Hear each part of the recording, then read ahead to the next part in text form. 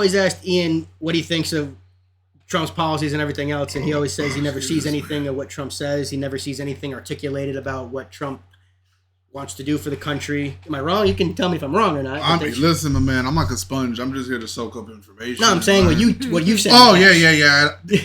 I don't really see things about his policies. I see more like about how he talks and stuff. All you see is probably him attacking people in the media. Those are the clips that get ran left, right, center, up, down, all around. Mostly. Anything that's going to try to show him in the worst possible light, of course the media is going to run with that. Anything that shows him presidential, they don't want you to see it all. No. So today we're going to do the All In podcast where Trump sat down with 4 influential businessmen where they ask him questions about what he's going to do if and when he wins re-election. So we're going to sit back and react to what they're talking about, answer questions, and if any of you guys have anything to say as it's going on, don't hesitate to interject and ask us something or get going with us. But I wanted to do this podcast today. Are you trying to do the 120? Yes. Okay. So that way you can see it all the way through, you can see his points articulated, and we can dissect them together. Okay. Have conversation going. Because this is our country we're talking about. And if he is the option that we have to choose between, because let's be real, as much as RFK, anybody wants him, there's no way has a chance to hit 270. No, RFK, no. It's going to be either Donald Trump or Joseph Biden and whoever is his handler running this country.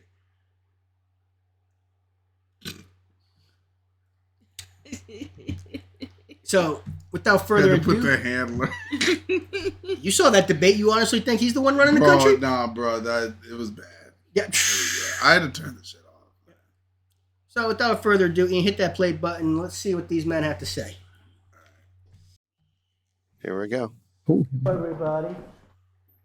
Hello, Mr. President. Great time. I love that house he has. I love David's house. What a house. That made the biggest impression, huh? Thank you, great. sir. I heard you have a pretty nice house, too. Yeah, I have we're in a nice house. We like Although houses. it's only worth $18 million, right? We're like, I know, the judge said 18 million people. Mar-a-Lago is worth a lot more than 18 million. Hello, everybody. Yeah. Bro, I was so confused. I was like, where's the music coming from? Yeah, that was just because it's the okay. just the intro. It's just the intro. Rain Man David Sachs. Yeah, Chalmers, that's the guy. David Sachs. And David Friedberg. That's the other guy. It was Friedberg. Thanks so much for sitting down with us, Mr. President. I'm pretty sure these are all financial guys. The 4 of us too. having conversations. It's kind of a spectrum of different views. In tech, financial and It's tech. sort of like a little bit of some Fox News and then some MSDNC at the same time. Well, that's okay. Keeps it interesting. Yeah. And for absolutely. clarification, anyway, Jamal, I believe all these guys either are or were at one point Democrats. They're either independents now or still leaning Democrat. Okay. Correct me if I'm wrong, but I believe all 4 of them were either Democrats or former Democrats. Okay. Roth and I, we had a great time at the fundraiser that we did a couple weeks ago. I think it turned out great.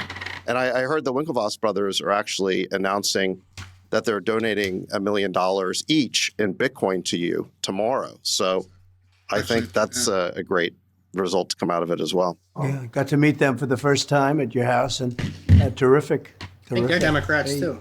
They did well. Wrong, they might have started the whole thing. I don't know. I don't know if that court case was proper, but they were very nice, both of them.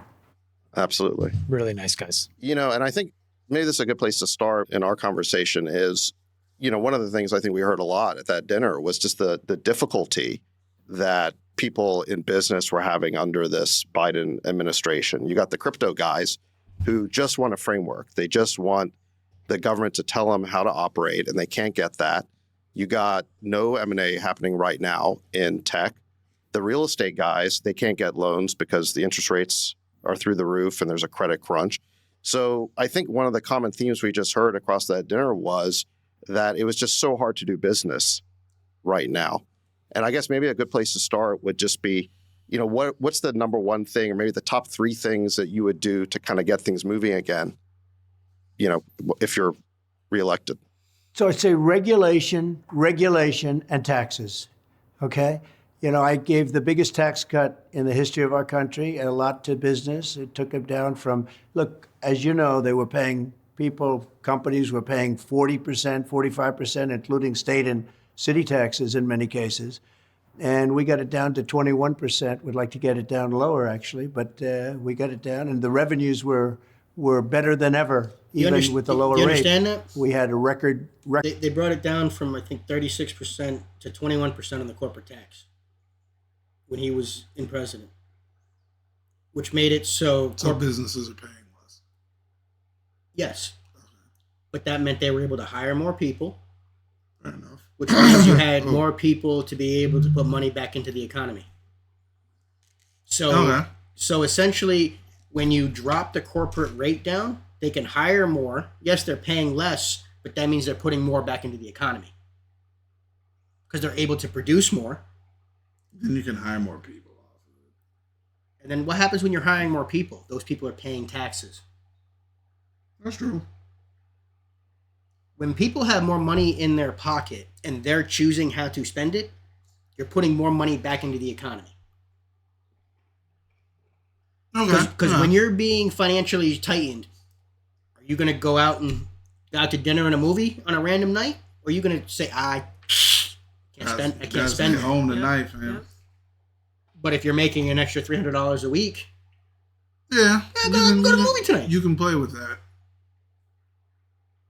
Right now, families can't play.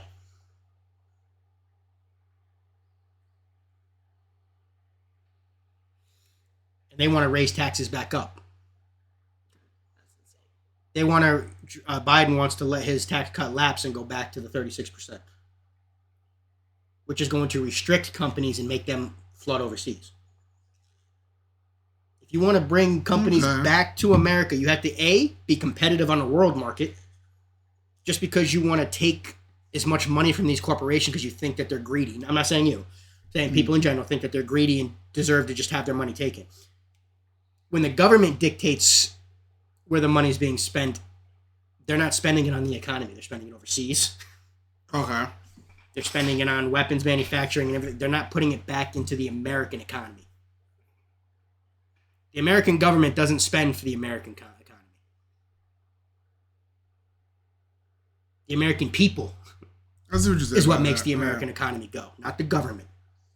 The government regulations put in place to make everything move, but it's not the government that moves the economy forward. It's our everyday spending, our decisions we make every day. It's middle America that builds and moves the economy. Good. But go ahead, let's continue. Oh shoot, yo, we did. I think we just got mentioned by the freaking channel that does the the Rachel Holt song we did? Yeah. I think we got mentioned by that. Oh no shit. For real? I think. Nice. No, yeah, Bass Records is Yeah, oh YouTube cool. channel Blite Media reacts to Rachel. Nice. Damn. Okay. That's a big one. Yo. I'm gonna take it, bro. Yeah. I'm gonna take it. Yeah. You know what I'm saying? Like, you're gonna see me cry. I ain't hating, fam. Yeah. Okay. That's all nice. right. Y'all gotta watch out because Liz done bought these stands, bro. Liz created a freaking monster today. Well, isn't it better for your neck? Yeah, it is, this is so much bro. better. I'm like touching this thing, and I'm like, bro, I feel like I'm speaking to the max. You're making me feel important, Liz. Okay. Okay. Let's get back. We all are important. We're better than ever, even with the lower rate. We had a record revenues, which tells you a little bit about that. But also the regulations. And when I asked a lot of people, a lot of big people, a lot of corporate types, big corporate types, I said, if you had your choice between just the taxes or just the regulations, where did I do better? He said the regulations. I was the biggest cutter of in 4 years. I cut more regulations than anybody by far, not even close. And when I spoke to different people about the regulation versus the taxes, I don't think I've ever had anybody say, and the taxes were a massive cut, from 37, 38%. If you It's look even at higher, it just 37, there, 38. to 21%. I don't think I ever had anybody say that the taxes were more important than the regulation cuts. I made it possible to build. I made it possible to do things, to invest. I was able to get companies with a lot of money outside of the USA to bring that money back in. We cut the rate, and it was crazy. The rate was like 55%. So that means if they bring the money back, they lose half their money before they even start. But it was also impossible from a standpoint, a structural standpoint, a legal standpoint. It was very hard. And they were able to bring back, Apple's an example. They brought hundreds of billions of dollars back from other countries into the United States and invested it here. So, but it's very interesting because I ask the question all the time, which was more important? And almost everybody said I did an even better job. And I got the biggest tax cuts. The biggest tax cuts, bigger than the Reagan tax cuts, but they found regulations, and the regulation cuts were even more effective. And that's where we had the great economy, and that's where we had the most jobs ever produced.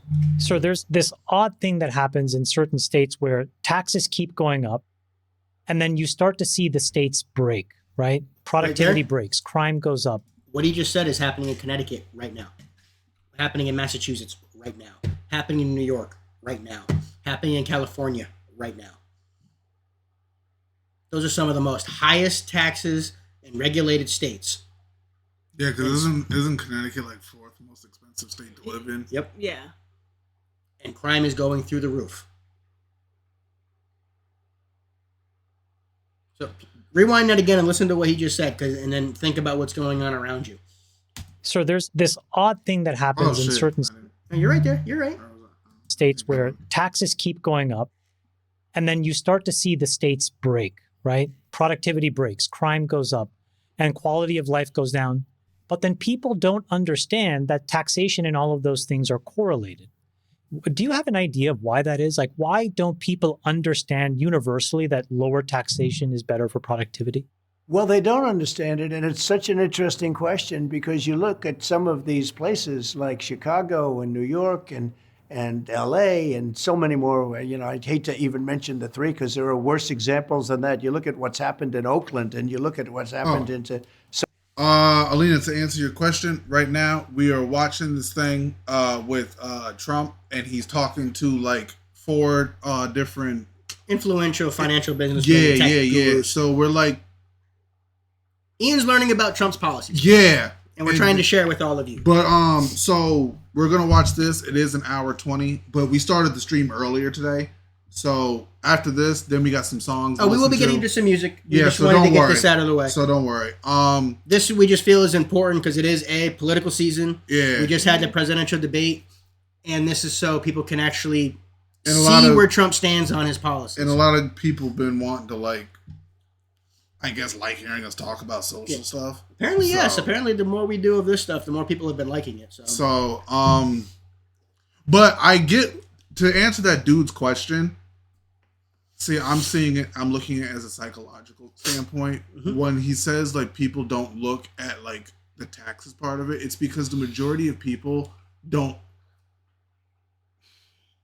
At least in my opinion, the majority of people don't look at an impact of something through quantitative numbers. They look at the quality of how something. They see when they go to the grocery store and they can't buy what they used to buy. Exactly. Yes, so people, you can't. Not everybody looks at numbers the same way. Yeah.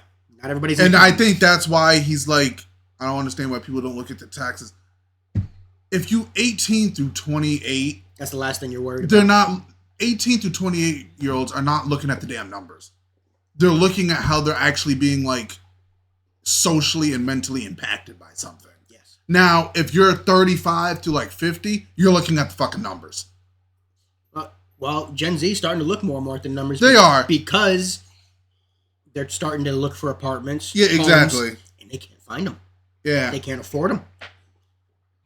Gen Z right now can't afford It's a like house. your mom. Your mom looks at the numbers. Mm-hmm. Oh, man, she dives into but those numbers. You can't expect 18 through 28-year-olds to look at numbers. At least not, that's not the first thing that they're going to look at. Right now, at your stage in life, you're starting to look I at have numbers. to. I'm pushing 30. Yeah. But if I'm 18 and fresh out of high school, you're caring more about having fun. Exactly. You're not thinking about getting an apartment immediately. But see, that's the problem. You don't understand that because the taxes are so high, you don't have as much money to have that fun. That's true. That's true. See, that's what 18 to 26-year-olds don't understand. When That's the taxes true. are low, they have more money in their pocket, they're having fun. But they don't understand that when taxes go up, they have less. Why can't I have as much fun? That's a good point. And that might be as you can't go drinking Friday and Saturday night, you can only go Friday night. Yeah. You see what I mean? Instead of partying all weekend, they can only party Pick 2 one days. night. Pick one night and then take your ass home. That's hard to do as a college It kid. is. It is. Most college kids. Oh, college kids spend money, bro. Spend money. Mm-hmm. Even if they broke, they find a way to get something. Well, most of the time they're spending their tuition. Yeah. Messed up. Some cities that are disappearing. I mean, they're literally just crime waves. Nobody lives there except for criminals because you can't live there. You can't survive there. Oakland's becoming. Physically, you can't survive there. And when you look at the kind of crime that we're talking about, and then they take the power away from the police can't do anything. If they do anything to stop it, they end up losing their pension, their house, their family. They end up losing everything. Yep. They get put in jail. And we're not talking about the rogue cops who do something really bad and should be taken care of badly. See, that's right there. Be nasty. You got to be nasty to them also. Right That's there. fair. They will never show that type of clip. Nah. Where he says we got to protect the police and everything, but I'm not talking about the bad cops. Those have to be taken out. All they would be saying is, look at that. He wants to back and keep cops and give them immunity on everything no matter what they're doing.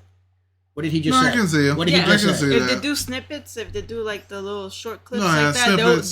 they will leave that part out. Just like they did in Charlottesville. Just like that whole very fine people on both sides hoax. Where he said, I condemn the neo-Nazis and the white supremacists. He said they should be condemned totally, but they never showed that clip. All they ever showed was the very because it's fine not. people on both Because sides. it's gotta be strategic, bro. Exactly. Elena, what we got? I know a guy that I was training at work. He told me he envied me because I'm 24 and already own a home. Yes, yeah, and he's 27 and he's never bought a home, so it makes me appreciate my mom for helping. Hey, Yeah. You are in the minority right there, Alina. A 24-year-old that owns a home. that's Yeah, crazy. yeah. That's crazy. But that's awesome. That's, for you. that's good. That's You awesome. should for be you. very, very proud of yourself. That's awesome for you. Shoot, there's like 35-year-olds. That can't get out. There's a lot of. Exactly. I'm pushing 30. I'm 28.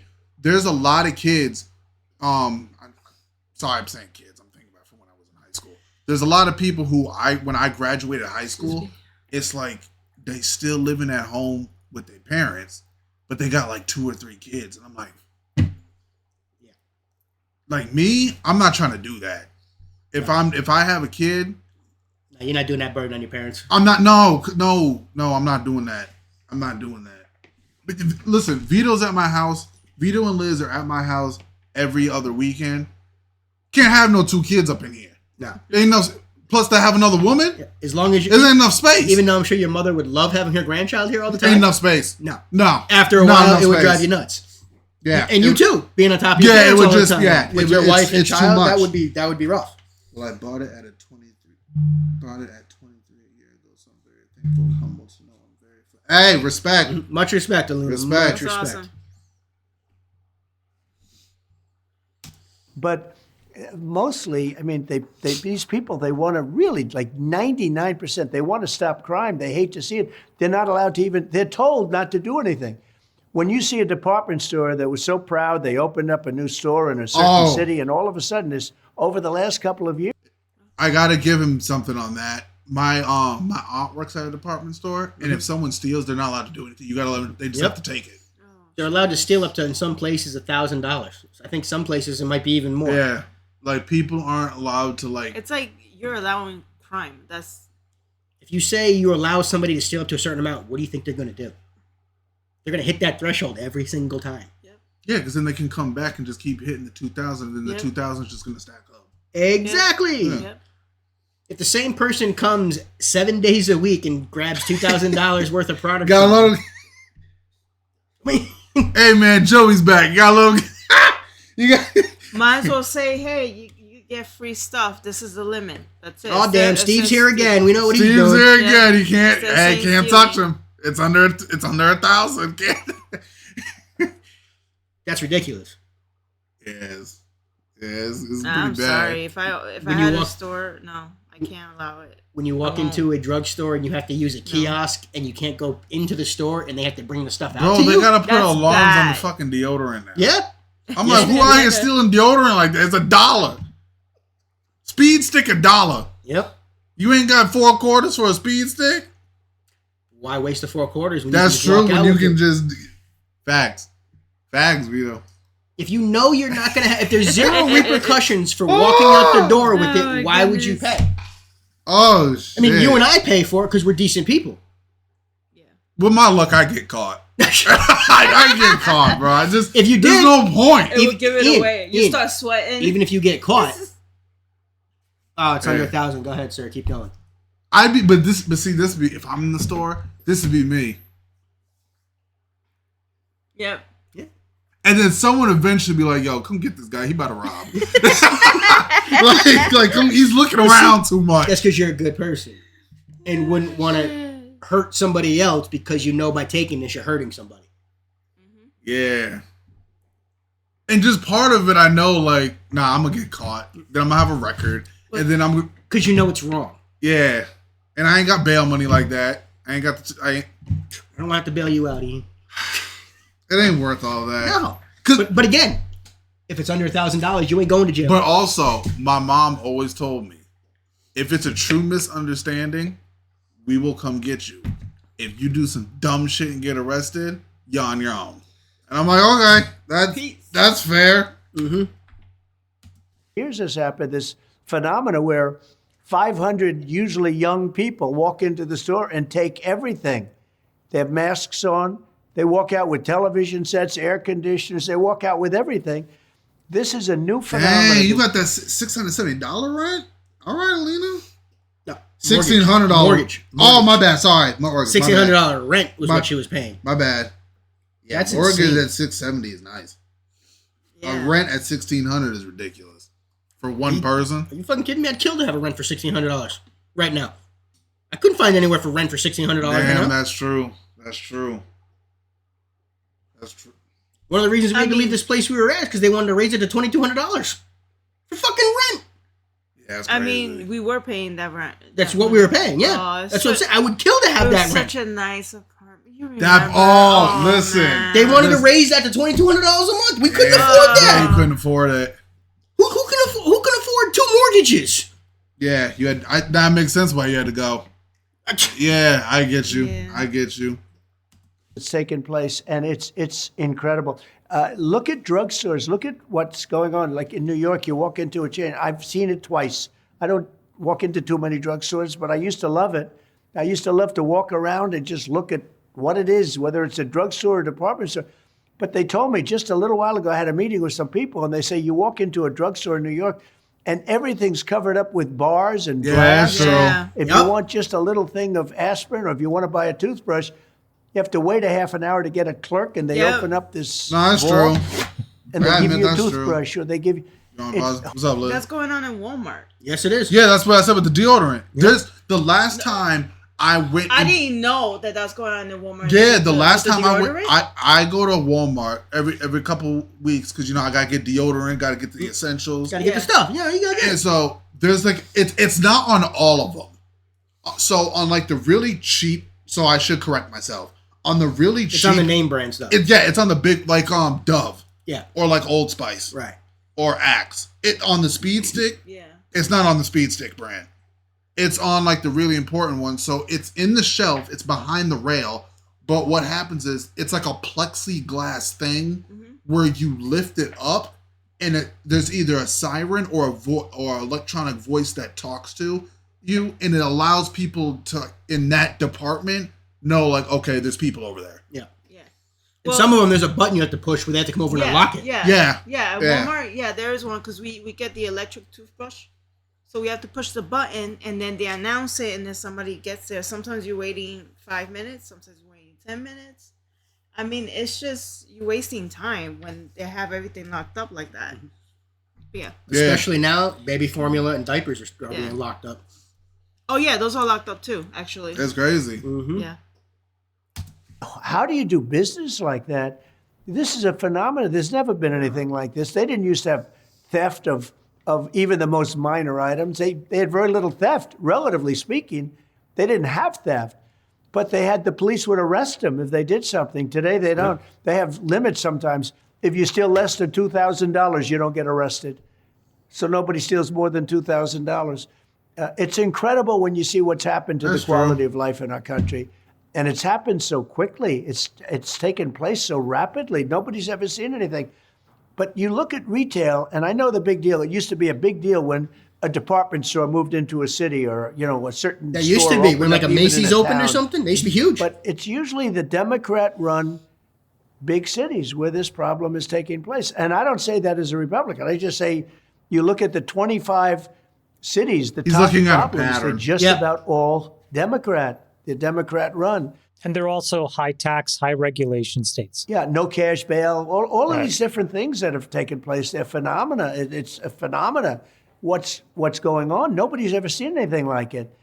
And it has to be stopped. It's a horrible quality of life. And on top of that, you can't walk to a store. You end up getting shot or mugged or something. The level of crime in the cities, in these big cities, is out of control. Nobody has ever seen anything like it. Mr. President, can I just ask on your point about the tax cuts? Larry Summers made a comment the other day, and I thought maybe you could respond. Why the man sit like he in the Situation Room? I think that's just a back. Yeah, I'm like, bro, but that's exactly it. Like, bro, you need to change that.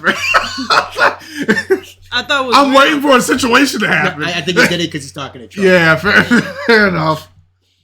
Unless he does that every podcast. The tax cuts coupled with the tariffs that you've proposed would cause a massive, I think he called it the mother of all stagflation, where you would have kind of inflation because of the tariffs, you would have economic decline because more money would start to fund an increase in prices with tax coming down, tax cuts being put in place. Can you maybe just comment on the comment made by Larry Summers and how we implement tax cuts without inflation? Well, let me say that I respect Larry Summers a lot. He's been right about a lot of things, and Obama and Biden have been wrong. Certain things that he said turned out to be true, certain things. And I do have a good respect for him. He's a different kind of a guy, and he speaks his mind. I happen to be a big believer in tariffs because I think tariffs give you two things. They give you economic gain, but they also give you political gain. If a country is out of control on something having nothing to do with economics or having nothing to do with money coming in or money going out, but other things that are very political, because there are a lot of other things involved in countries, you have tremendous power over a country. Now, not everybody can say that, but we can because we're the big piggy bank. But our piggy bank is going to get smaller and smaller all the time because we're losing power. We're losing a lot of, countries on the dollar. I mean, they're going like flies. If we ever lose that, that's the equivalent of losing a war. That would be an unbelievable. That would really which make is happening us right third now. world. We have more and more countries getting off the dollar. You saw what Saudi Arabia just did, right? No, they did not re-up the deal on the petrodollar, so now they're going to be purchasing oil in other currencies besides the dollar. So what else is what other currency can rubles, yuan, whatever currency they decide they want to use. Oh. They used to before it used to force all the countries to go and purchase U.S. dollars to purchase oil from Saudi Arabia. Oh, okay. So you mean that the money that is from the U.S. doesn't have use anymore? Not as much. It's becoming less. It's becoming less and less because no longer does China have to use their yuan and turn it over to U.S. dollars to purchase oil. Same thing with Russia. They don't have to use their rubles to transfer to U.S. dollars to go purchase the oil. Okay. So if you don't have to use us as essentially the bank, we lose that money. Yeah. So pretty much. Yeah. So, and that was a deal that had been in place for over 60 years. I want to say 50, 60 years. Minimum, I think it might be 50. It was either 51 or 61 years. I can't remember the exact thing. But Saudi Arabia let it lapse, and they're no longer. Oh, because there are countries that our money, it has a higher value. when you go. I think that's what I heard before. Right? Am I right or am I wrong? Like with Say that our again. I didn't hear what you said. with our currency, when we go to other countries with our currency, the value sometimes is a little bit more. Well, the dollar has always been the most valuable currency in the world. Yeah. Now it's less and less. It's becoming less and less. Yes, our dollar is quickly becoming more and more useless. The less countries that use the dollar, the less power the dollar holds, which means the less buying power Americans have. Which that means that which means we're becoming powerless. Which essentially means country. that a laptop like that usually goes for about like $1,200, will soon be $10,000. Yeah, because it's just gonna. Yeah. And that is what Biden's administration is doing to this country.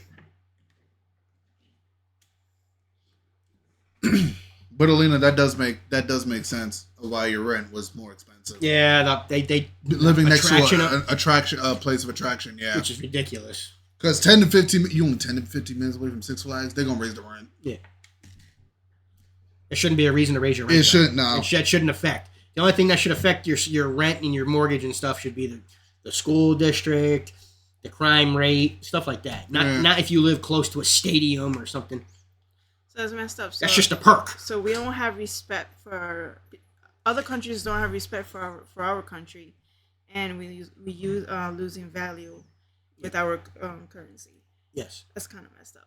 Yeah. What else is gonna happen, right? We're losing. Well, it's kind of like China don't really. Technically, China could just crumble us if they decide to say, "Hey, fuck you, we're repossessing everything." They could crumble the shit out of our economy because all of our shit comes from there. Yeah, I know. Washers, phones, everything. I know. So if we even order if stuff, we ever from go there. to war with China, I don't think people realize they don't need. They don't like when people say, "Oh, we're gonna go to war with China," I'm like, they don't need to attack us. They just need to stop. They just need to stop doing business with us. They just need to stop shipping anything here, and then we're screwed. America, we're screwed. We don't produce anything. Don't we owe them money anyway? Yes, they purchased. They purchased our debt. They pretty much own us. Yeah, they pretty much are the holders of the American debt. Yeah. Because the United States does still have value, and I guess that's why they haven't squashed us yet, right? Well, our value is in the petrodollar. Our value isn't. Why do you think we send money over to Pakistan or Afghanistan for gender studies? All it is to put our dollars into countries so they have a reason to use our dollar. So Americans keep their buying power. We have artificial buying power because America does not produce anything. We don't even produce art anymore. All we're doing is remakes of the same shit that people have had for the past 50 years. Yeah, it's a lot of shit ain't even made. It's blueprinted, but it's actually constructed out of the country. Exactly. Like everything Apple is blueprinted in California, but it's made overseas. That's not good. Trump was one of the first guys trying to bring manufacturing back to America. We need to produce things here.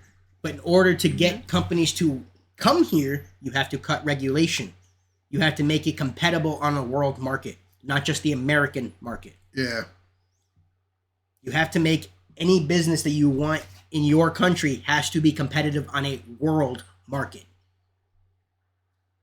Yeah, you can't just like as much as you might love America, you got to be able to compete globally. Yeah, like if you can't compete globally, you're not gonna make it. Exactly. You're just not. And Biden is tanking our economy. Mm-hmm. Yep. That's why. Oh, Leva. See, it's not if it's not even in your town, you shouldn't be paying for it. That's insane.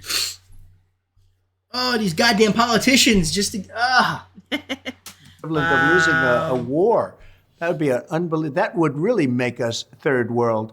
We have lost so many countries. I looked the other day. So Russia's gone.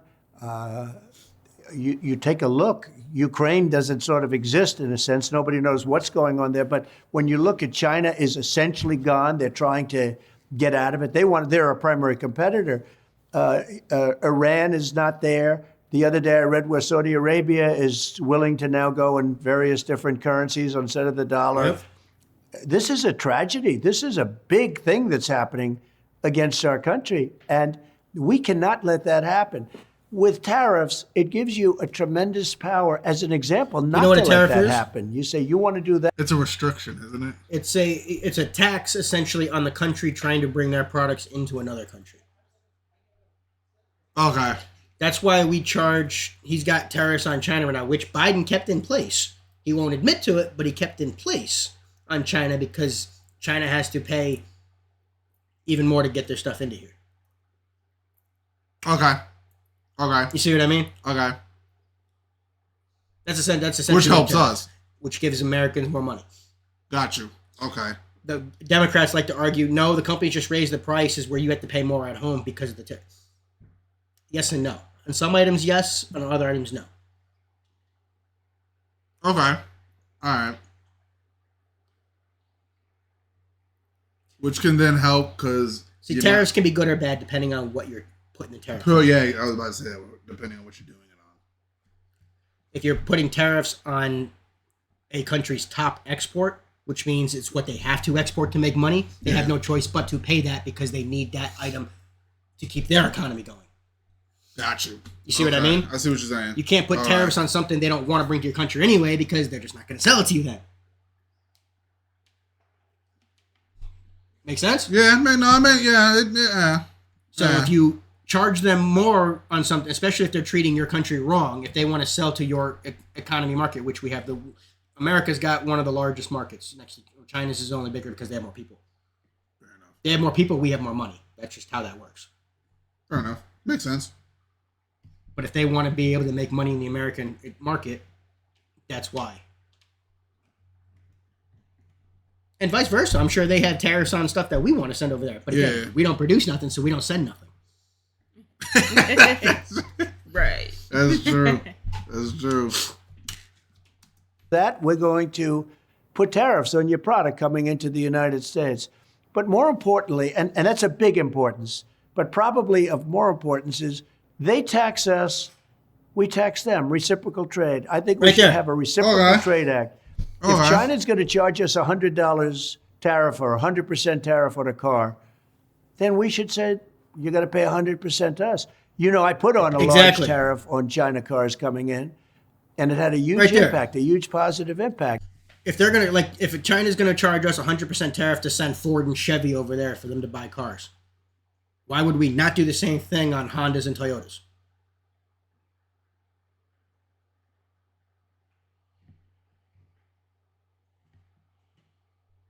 It's a fair question. Because think about it, if you live in China or Germany or something and you wanted to buy an American car for whatever reason, why would you spend 3 times more when you can go get a Chinese car cheaper because it's not being tariffed and you don't have to pay more money bringing it in. But if it's equal value because each one's charging each other the same, it makes it more competitive to choose. That's true. Yeah, when you explain it that way. See, you never get to see Trump like this. That's why I wanted to do this. No, you don't see him like this. When's the last time you've ever seen Trump like this? You don't. You don't see him like this. And Biden only is doing the electric cars. I don't know why that is, because the electric cars, they're going to end up all being made in China, by the way. They're not going to be made here. The United Auto Workers are going to take a blow like no unions have. Between that and people coming in, pouring into our country, unions are getting absolutely decimated. Absolutely. President Trump. But the reciprocal act is, I think, a very important thing when these countries, and I don't mean just China, we have other countries. You could take the European Union. They don't want our farm product, and they don't want our cars, and they don't want anything. We have a massive deficit right there. But you could go with many countries, and they essentially do things to us, and we should do things to them.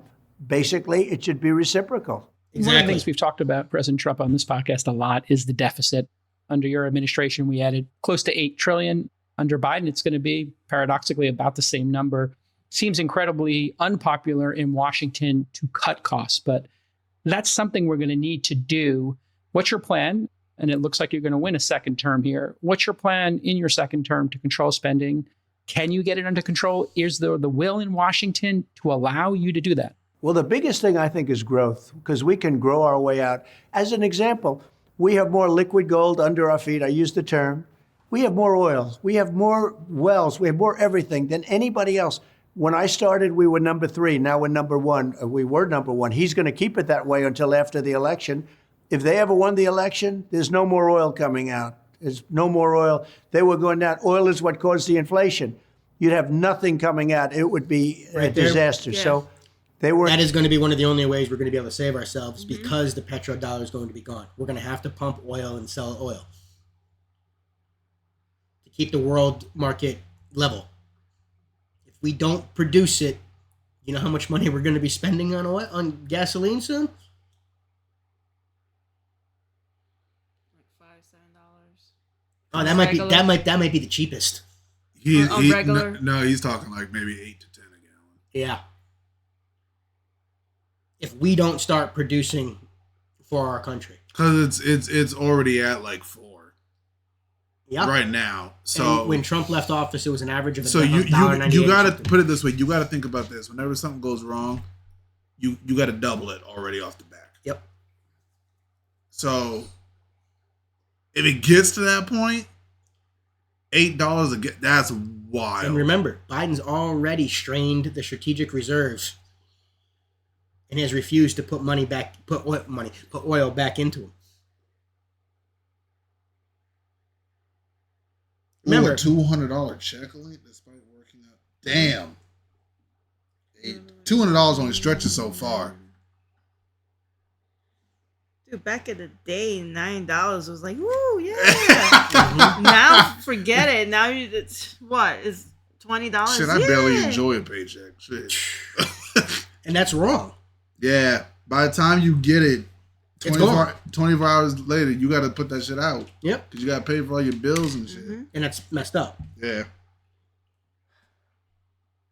We're intelligent enough to let the oil wells continue to go. They're not happy about it.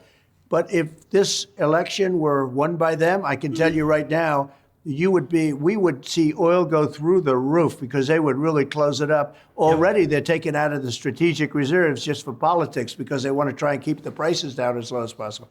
But the big thing, we have tremendous growth potential and we have tremendous numbers of dollars that can be saved through efficiency. The way we're spending money, hundreds of billions of dollars, what Biden did with the trillions of dollars that he borrowed for COVID. Now, I had a different situation. We were getting ready to start paying off debt. We were getting ready to make a lot. We had the greatest economy in history. I had to throw a lot of money at COVID in order that we didn't end up in a 1929 type depression, which we could still end up in now because of what they've done. But I threw a lot of money in, and we ended up not in a depression. And then we ended up with a very strong. You see what you're saying ended there, up with right? a higher stock market than it. Most of his deficit that he added to the deficit was in 2020 because of a pandemic that we had no idea what it was going to be at the time. Now we know it wasn't as bad as it could have been. But he had to spend the money at the time because they were shutting businesses, they were shutting states. Imagine, So you got to operate somehow. Exactly. Imagine if he didn't pump any money into the economy. I didn't like it. I would have rather kept everything open and businesses going. But if you're going to shut things down, you have to supplement with something. That's true. He's right, though. Could you imagine what would have happened if this was a 1929 style depression? Especially to come to find out that now, if you have COVID, it's fine. You don't have to wear a mask, right? Yeah. So they're all that. Like it's just they lie to our faces. And yes, he spent the money to be able to so that people could produce the vaccine, but he didn't mandate it. You had a choice. Who mandated it? Yeah, no, I didn't like the mandate thing. Because he only gave the 2 weeks, and then later on, Biden became the president, and he made it worse. Yeah, I didn't like that. Oh, you got fired if you didn't get vaccinated. I didn't like that. I'm like, you're scaring people now. Remember, more people died under the Biden administration during COVID when the vaccines and everything were out. Because they forced people to get it.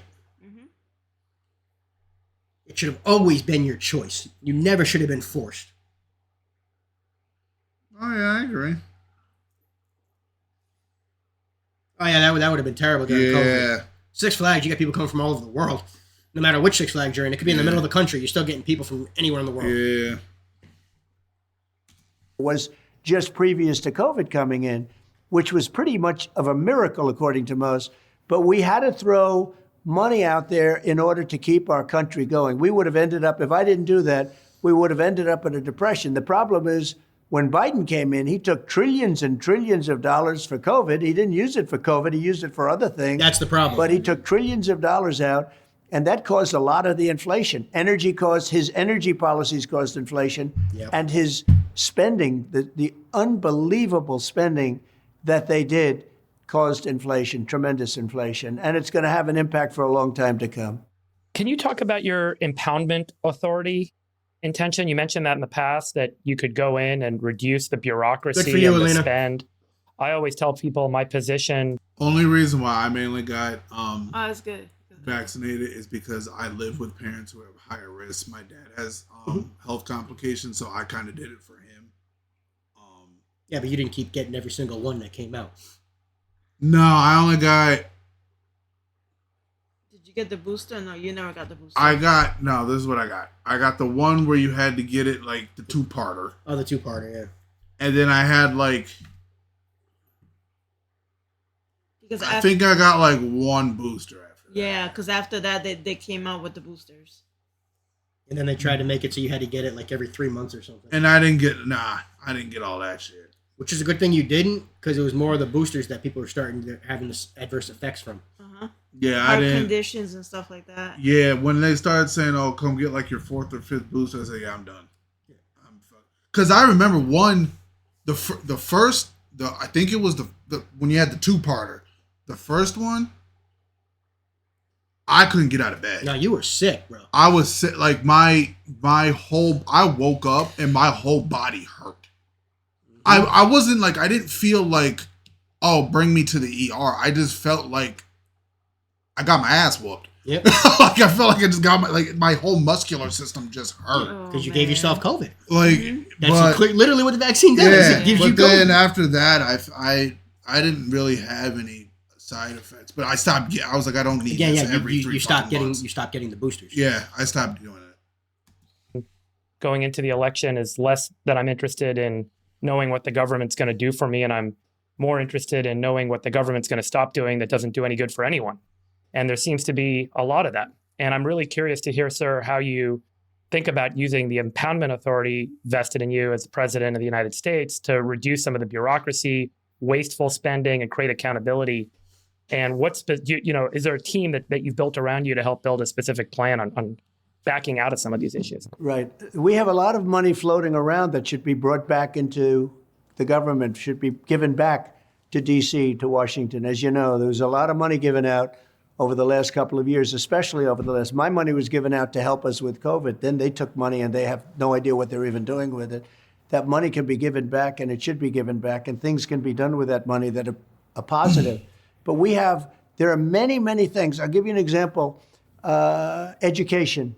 We spend more on education per pupil than any other country. We spend numbers that are, and yet we're terrible at it. We're down at the bottom of the list, and yet we're at the top of the list. I'm going to, very early in the administration, we're going to send education back to the states. We're going to give them approximately half the number of dollars, and they're going to have so much money that like they've never had before. See what he's going to do? Because they can spend That's essentially cutting the Department of Education and making each individual state in charge of their own education. And I'm sure he's going to say some states are going to do it real well, some are going to do it bad. But then you start looking to the ones that are doing it right and doing it that way. I would rather have 50 different attempts at seeing what way education works and seeing if it works or not, instead of one entity saying all 50 states have to do it the same way. I see what you mean. In today's world, kids don't learn the same. Oh, fuck no. No. In different parts of the country, kids don't learn the same. Some of them are slow, some of them fast. It's not even that. It's things that you do in Tennessee you don't need to do in California. Some kids learn different ways. Yeah. You know, not every kid is going to learn the same way. How the way you teach them. Yeah. Right. I learn a different way. I could be visual. Some of them could be like, you know, Some need to be more hands-on. hands-on. Yeah, hands-on too. If y'all hear rumbling, don't It's worry. done- yeah, it's it's thundering. we're not. There's no earthquake. There's like a thunderstorm Mhm. above us. So hopefully, So you see what I hopefully mean? we'll, there? we'll stay good and online. So. I would rather the states be in charge of their own education, even if a state is going to do it terribly, because it should be on the state to succeed or fail, not looking for the government to dictate how they need to do it. Yeah, because every state is different. Right. And then they could set up some programs for the kids to help the Things kids. things on the East Coast don't work the same way on the West Coast. To me, there's just specific shit that the government should just be like, butt out. Mm-hmm. Like, just you shouldn't be involved in it at all. Now, don't get me wrong. There could be some basic overview of a Department of Education to make sure that the states have what they need, but not dictating how they have to teach their kids. You see what I mean? Right. That's what you're saying. Especially if different states want to implement their own programs and stuff to help Yeah. kids advance. Again, Right. some are going to do it very, very well.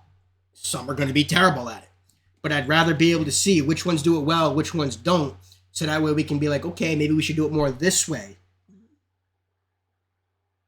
You got to see what works and what doesn't work. Yeah, that's when the town comes together, that have Yep. the meeting, and they talk about it, and they figure things out. Yes. That's it. Dollars, and they're going to have so much money that like they've never had before, because they can spend a fraction of what we're spending right now and have much better school systems. As an example, you could name many. You go to Nebraska, you go to Iowa, you go to many states will do a far better job than we're doing right now, and they'll do it for a fraction of the cost. We'll save a tremendous amount of money and have better. Some states, I don't believe, will do a very good job, but they're going to have to learn to. But we have, I would say most of our states will do a much better job. I think all of them will do better than, you can't do worse than what we're doing right now, but all of that's them true. will do better. But some will be absolutely education, a factory in a positive sense, factories.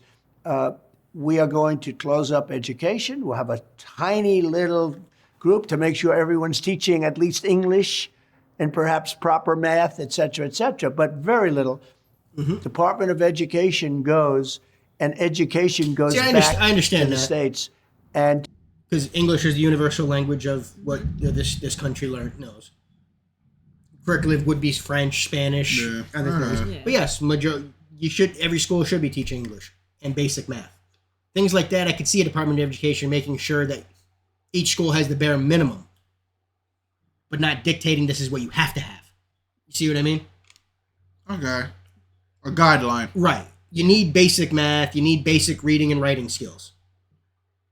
Yeah, you need. Outside of that, it should be at the state's discretion. A school in Alabama might have a hunting class. Yeah, it's Alabama. But New York's not gonna. But New York. But the city in Manhattan's not gonna need that. You see what I mean? Yeah, no, I see what you're It's little things like I that. see what you're saying.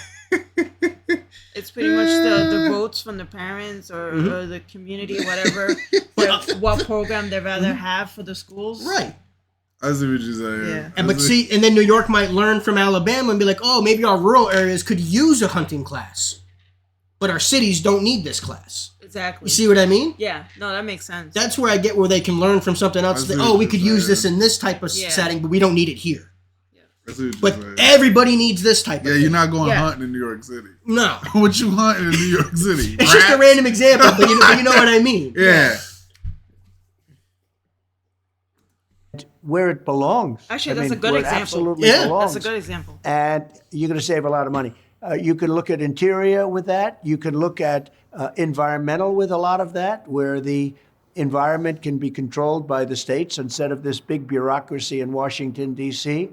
I mean, what do you do when China's burning all the coal and they're sending the ashes over the United States? Because that's what happens. Takes 3.5 days and it blows over the United States. In the meantime, we're keeping things good. We produce clean coal. We're going to produce clean energy, but we have to get back to energy. We're spending trillions of dollars on artificial weak energy that's not going to fire up our plants. Our plants have to be fired up.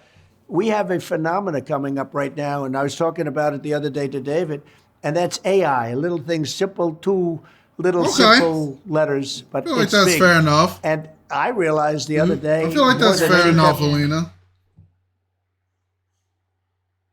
Yeah. I feel like that's kind of fair. See, I don't think a biology class should be required unless you're doing something that needs biology. Yeah, true. Never mind. I take that back. I take that back. Especially basic science. Right. Basic science, basic yes. science, yes. Definitely you should be able to pass a basic science, math, English Yeah, course. basic science. But when you start getting into specifics, that should be when you're starting to look towards, okay, now especially when you get to high school, I'm going to start looking to where my career path is going to go. Also, I think that history should be included for that should be a requirement. Oh, yeah. A requirement, yeah. All of American history, the good and the bad. Yes. Not just tell the parts that you want to know. Yeah. You should be teaching the kids about slavery, about the American Revolution, about the Confederacy. All that stuff should be known. No, facts, yeah. Yeah. The French-Indian-American War. All that stuff. The Spanish-American War. Yeah, I agree. War of 1812. When was it? Oh, goddamn. When was the 1812? I remember in high school, we had it was pretty much like tech ed. Yeah. And like classes have to have like a midterm and everything. And the teacher just said, well, like, I'm not going to ask you science questions in tech ed, but like a trick question that he would put on, when was the War of 1812? You'd be surprised. How many people got that wrong? They didn't know what to put down. I'm like, bruh, the answer's in right the there. fucking... It's 1812. It's 1812. Right When was the war? 1812. See, I like seeing that in videos of that, and where people are like, can you name me a country that starts with U? Like the letter U? Yeah, what country? Can you name me any country that starts with U? Uruguay. Yeah? What about the United States of America? Oh, well... That's true. I always think like America, like... So it's like, where was the wall of China built in? Yeah, where was the Wall of China built? Or what gets me, how many stars love are on that the American one. flag? I'm like, bruh, it's 50. 13 stripes, the original 13 colors. Colonies, like, it's not rocket science, man. True. Yes, Uganda. Yes, Ali. Yeah. Letters, but it's big. And I realized the other day, more than any time when we were at David's house and talking to a lot of geniuses from Silicon Valley and other places, they need electricity at levels that nobody's ever experienced before to be successful, to be a leader in AI. Well, The amount of electricity they need. in the world that we're getting into, the amount of electricity that we consume on a day-to-day basis is only going up. And our grid now can't sustain what we do. Wind power, solar power is not going to be enough. Will it be nice to supplement with certain spots? Of course. But you can't go all in on it. Nuclear and fission is by far cleaner energy than wind or solar. People are just afraid of it because they think of the nuclear bomb or they think of Fukushima. Oh, okay, yeah. Alina, wouldn't the answer be 10? What happened? How many nines? I think that's 10. I think. I just counted. I think it's 10. Yeah, I believe you're right. But yeah, I like. But I see why people are afraid because they think of nuclear bombs. Yeah. But it is the most efficient and more power per kilowatt.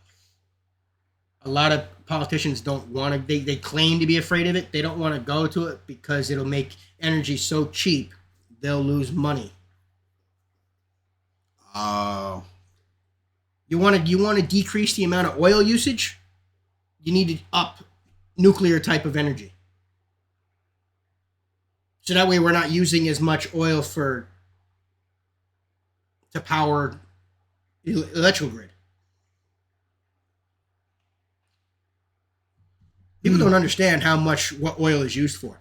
You could take a look around your house right now, and I'll bet you almost 90% of the stuff you're staring at, oil was used to produce it. Yeah, plastics, right? Yeah. Yeah. And everybody right now could look around their room and find about 90% of the stuff that they're looking at. What you're watching this podcast on right now, oil was used to make it.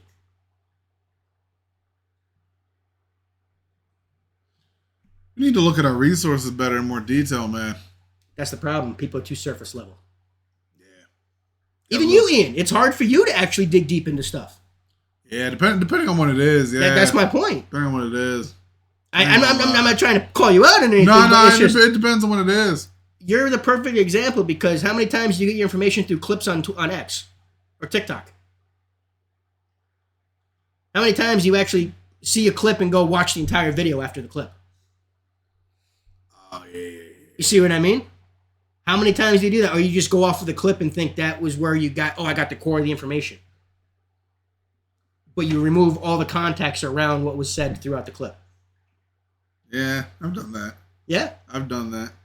Again, I'm not trying to call you out. I'm just I do now. I look at videos different now because like when I say 30 seconds, I'm like, where the whole clip at? Mm-hmm. Oh, damn, Alina, you got me. Oh, the 90s, yeah. She got me. Alina got me, bro. 99, yeah. Yeah. Yep. So. What's up? So What's up, boats run by oil? Hmm? Boats. Boats? Yes. Yeah. Fuel? Yeah, fuel. Trains. Yeah. Yeah. Airplanes. Yeah. Okay.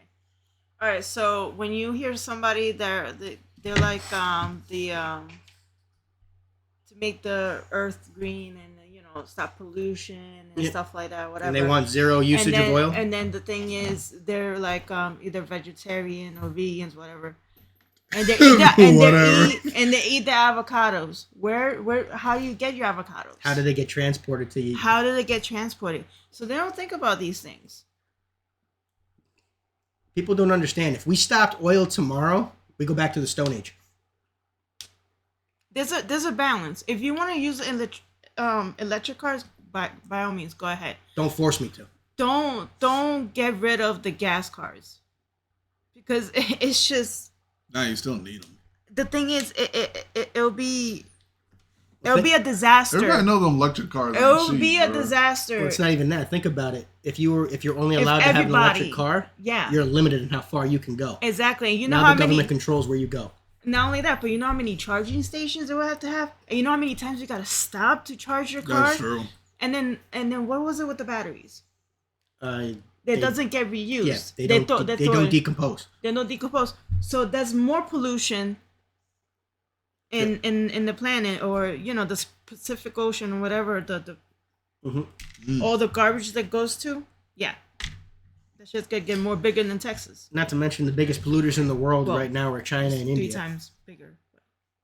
We could stop using plastics tomorrow, and America wouldn't put a dent in the world pollution.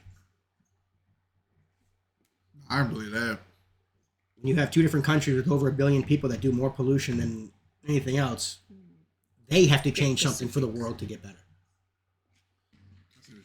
One single country, even as large as us, is not going to do a damn thing if nobody else is willing to do anything. Even if France, Germany, England, even if they're all willing to do something. If the 2 biggest people that are polluting are saying, fuck y'all, what does that change? That's a good point, yeah. That's a good point. Even when we already are cleaner than 90% of the world. That's a good point, man. To be successful, to be a leader in AI, the amount of electricity that is like double what we have right now and even triple what we have right now. It's incredible how much they need to be the leader. And we're going to have to be able to do that. And a windmill turning with its blade, knocking out the birds and everything else is not going to be able to make us competitive. You'll have China. What about nuclear? Go back, mine froze too. Go back into it. There you go. There you go. It went back. Yeah. No, I definitely understand that. I get what you mean, Alina. When you could have took a 20-minute or took like a 45-minute drive. Yeah, I agree with her on that. Like, get your ass in a car. Like what? Yeah, like why'd you need a jet? Get your ass 14 in a minutes? freaking car. What? Do that. Come And on. a windmill turning Humble with its yourself, blade, jeez. knocking out the birds and everything else, is not going to be able to make us competitive. You'll have China. What about nuclear, Mr. President? Yeah. So let me just give you a statistic on this. Nuclear is China's okay. building 150 nuclear reactors, and they're only spending about $2,500 a kilowatt. In the U.S., we're not building any, and our cost to build them is about $10,000 a kilowatt. And China's about to build as much capacity as 20% of the total U.S. production in nuclear. We clearly have a problem here in nuclear. Yep. We do, and nuclear is okay with me. And what we're doing is, you know, if you look at Alabama, you look at a couple of states where they built these plants and they had cost overruns that are, nobody's ever seen anything like it, where they're costing $25 billion to build a plant. There were a couple of them built in the South. I won't mention the places, but you know the places. And they came out at numbers that I think the most expensive things ever built in our country. And the inspectors would go in, they say, those walls aren't thick enough, knock them down and build another wall. And, you know, the environmental people You see what he's were talking brutal. about? You know, in France and in other places. He's talking about the environmental people. Whenever we try to build a nuclear power plant in the United States, the environmentalist regulations come in and try to make it to the point where it's costing them too much to keep building it. Because the people with the environmental that want the environmental regulations that hamstring these construction people to actually build nuclear power plants in the United States. Like he just said, if China's building their nuclear power plants and they're going crazy and it's only costing them $2,500 a kilowatt to build their power plant, and we're barely building any because it's costing us $10,000 a kilowatt to build it, what's going to happen if China becomes fully efficient on nuclear power and we're lagging way behind? Yeah, that's bad. Yeah. That's bad. On a global standpoint, that's bad. Yeah. That'll launch China's economy way further than ours could ever touch. If we let ourselves not get behind in power. Yeah, that's bad. Where they do have a lot of nuclear, they build small plants all the same, and if they need double the amount, they'll build two of them. Exactly. As opposed to the nonsense that we've done where we build these massive plants and they never get built and they have cost overruns of 300, 400, 500%. Nobody's ever seen anything like it.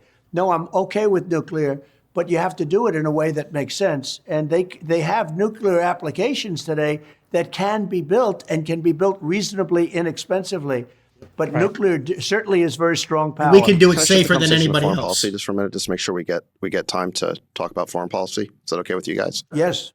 Mr. President, I've really appreciated your comments saying that you want to bring a peace deal to the war in Ukraine so that people stop dying. And I wholeheartedly agree with that sentiment. But I've seen that Emmanuel Macron, the president of France, is talking about actually putting NATO troops or French troops in Ukraine as potentially a next step. And that could be a tripwire for more NATO troops coming in. Can you guarantee that no matter what, you're not going to put American boots on the ground in Ukraine? Is that something you can say definitively I now? would guarantee it. I wouldn't do it. No. It's different for France. You know, they're neighbors more or less. We have an ocean in between.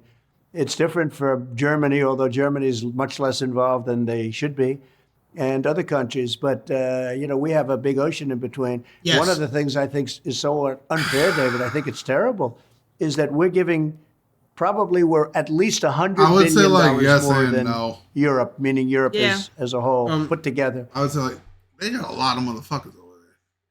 Yeah, but again, just because we have a lot of people, that shouldn't mean that, well, that person shouldn't have a life because there's too many people. Yeah, but do they got room for all the motherfuckers in That's there? just Do they got room? It's a difficult situation, but you shouldn't deny life. exactly. I get what you're saying. And that's like controlling. But again, That's- look what it did now. They killed how many of their females, and now they're about to have too many men. That's true. China's got a big problem where they don't have enough women to sustain their economy because they can't reproduce at the level. They wanted everyone to go to the military. That's So what's going to happen when they all age out? You got no woman to get pregnant. Exactly. What's the percentage? Like, is there? I don't know off the top of my How head. long was that For rule back in then? place? 10 years, I think it was. Correct me if I'm wrong, but I believe it was like 10, maybe longer. Honestly, 10 years is a long time to not have any woman. Because, well, you had a choice, but how many people? In China, it's a very honor, pride thing where your son carries on your legacy. Exactly. Yeah. Yeah. Yep. So if you're only allowed to have one child, Yeah. what do you think is going to just naturally happen? It is shitty. But like, But still, the fact they say there's too many people, that's not a good argument for why they should be killing people. Because guess what? Yes, eventually people are going to age out and die. Yeah. you can also say, hey, if I'm trying, you could be like, hey, rest of the world, anybody want a baby? Exactly. You could have done that. You could have just said like overseas adoptions. Yep. But then when you got the amount of like sex trafficking and shit, You're opening a bunch of can of worms. yeah, like It's a very there's a difficult- lot of shit to consider. There's just a lot because then you got the creepy illegal adoption shits, which are not. There's no regulation. People just pay and say, "Here, take the kid." But people also forget how large China is and how a lot of it is underdeveloped. There's a lot of area in China that's super underdeveloped. A lot of their population is over concentrated in their cities. Yeah, that's true. If they did things properly and actually developed their entire country, they'd be able to sustain more people. The fact that they tried to control the population and keep everything concentrated in their major cities is why they became overpopulated. Yes, they got billions of people, but if you look at Asia and Europe, China's a giant chunk. Yeah, it is. China's huge. China's freaking huge. They have if they had that many people, if they actually didn't try to control their people and let people innovate, that country would be developed further, and I bet you China would be ahead of the United States. If they had the same type of government and freedoms that we had here, where you were allowed to innovate and wouldn't be killed for speaking out against your government. Yeah, you're right. Yeah. Just because they have more people. No, yeah. If you have more people like that, more specialties, and you're able to actually have freedom to create and go, they would have launched past. But the fact that their government wants to control every little aspect of what their population does holds them back, which is what our government's trying to do to us now. They're trying to eliminate our choices, trying to force us into certain things that we don't want to do because they're eliminating what we can do. Our government wants to try and control every little aspect of what we do, right down to how we raise our children. And that's wrong. No, I agree. And the economies are similar size, believe it or not. That put together and us is about a very similar economy size. But it's much more important for them. It's important for everyone. You have to have, look, this would have never happened if I were president. Putin would have never done it. And it happened for two reasons. It also happened because oil went through the roof and he had all this money to prosecute the war. But the oil was at a much lower level. The price of oil. He wouldn't have been able to afford the war. Remember, Biden killed the Keystone Pipeline in America, but allowed Nord Stream to go. He let Russia have their pipeline, but killed the American pipeline. That's what I do, yeah. Which made Russia more money. Because if we're not able to produce the oil, what does that do to the price of oil?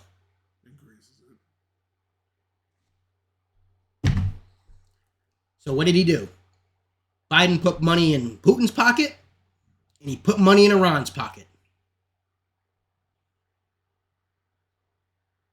Because he allowed Iran to be able to sell their oil to the world. Trump didn't allow any country to buy anything from Iran. He bankrupted Iran. That's why they couldn't fund Hezbollah while he was president. If any country wanted to deal with Iran, they got super tariffed if they wanted to deal with America. So they had a choice. Do you want to deal with the American economy or the Iran economy? We're laughed at. Especially when they left all those equipments and... the $1 billion of equipment in Afghanistan. Yeah. But you see the difference there? If we don't need them, you know? No, yeah, Our taxes paid for that stuff.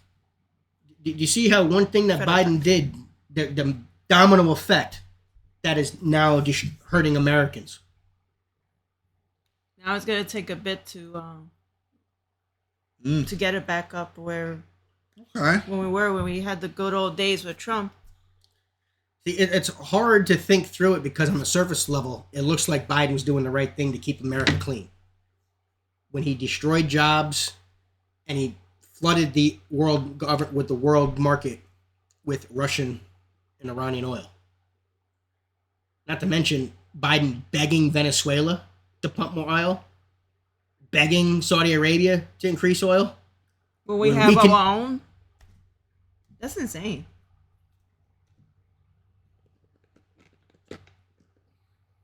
Yeah, it's not a good look. The state that we're in this world right now is solely because of the decisions that the Biden administration have made. And it all started back when he first got in and killed the Keystone Pipeline. That one move set up everything to where we are right now. You mean in 2020, right? Yeah. Oh, yeah. That was the first thing that he did was... As soon as he killed the pipeline, he went to Ukraine. We got to bring up the prices for the gas. And all that money that they gave us during the COVID time, that's how they getting the money back. Oh yeah, they got their stimulus back. They took all that money back. But that was our taxes. Yeah. That was our money. Like why should we pay it? Pay it back? It was meant to be used that way for what was going on because we didn't know how bad COVID was. Think of it this way. Do you think your neighbor will ever buy things for you the way you think you need the way you need it? No. So why would you have your neighbor buy things for you? It's the same thing. Why would you give most of your money to the government to take care of you when they don't know what you need on a day-to-day basis? That's a good point. That's a fair point. That's fair. All of a sudden, when it hit almost $100 a barrel, he said, he's one of the few to make money during a war because the oil has gone, and it stayed very high. It's extremely high right now, and it's going up. Oil prices all over the country are going up, as you probably have noticed. But I will tell you, that would have never happened. Ukraine would have never happened. The Israeli attack would have never happened. And inflation would have never happened. Those are three big things. Inflation would have never happened. But with Ukraine, and now it's very much, Ukraine is now, I read the other day where they don't have the soldiers, they don't have the manpower, they want to use children, they want to use old people, very old people, people that are not really perhaps equipped to fight. They're not doing well. The average age of their soldier is like 43 now. So they're running out of, literally running out of people. To make a peace deal there, would you be willing to take NATO expansion off the table if that's what it took to get the Russians and the Ukrainians to make a deal? Would you be willing to do that? So for 20 years, I heard that NATO, if Ukraine goes into NATO, it's a real problem for Russia. I've heard that for a long time. And I think that's really why this war started. I'm not sure that this war would have started. Biden was saying all of the wrong things. And one of the wrong things, he was saying, no, Ukraine will go into NATO. Yep. That's one of the many things he said. When I listened to him speak, I said, this guy is going to start a war. Because as you know, for 4 years, there was never even talk of Russia going into Ukraine. That would have never happened. Russia was not going to attack Ukraine. As soon as I got out, they started to form along the lines. And I thought that Putin maybe, look, he's a good negotiator. I thought he was going to be doing that for negotiation purposes. Then all of a sudden they attacked. And I said, what's going on here? But if you look at the rhetoric from Biden, he was saying the opposite of what, in my opinion, you had to say. The things he was saying, and he's still saying it. He's saying things that are so crazy. Inflammatory. Yeah. I 100% agree. And, it turns out that the month before the Russians invaded, remember what Biden said? Blinken told don't go into Ukraine. But if it's a minor incursion, we'll see.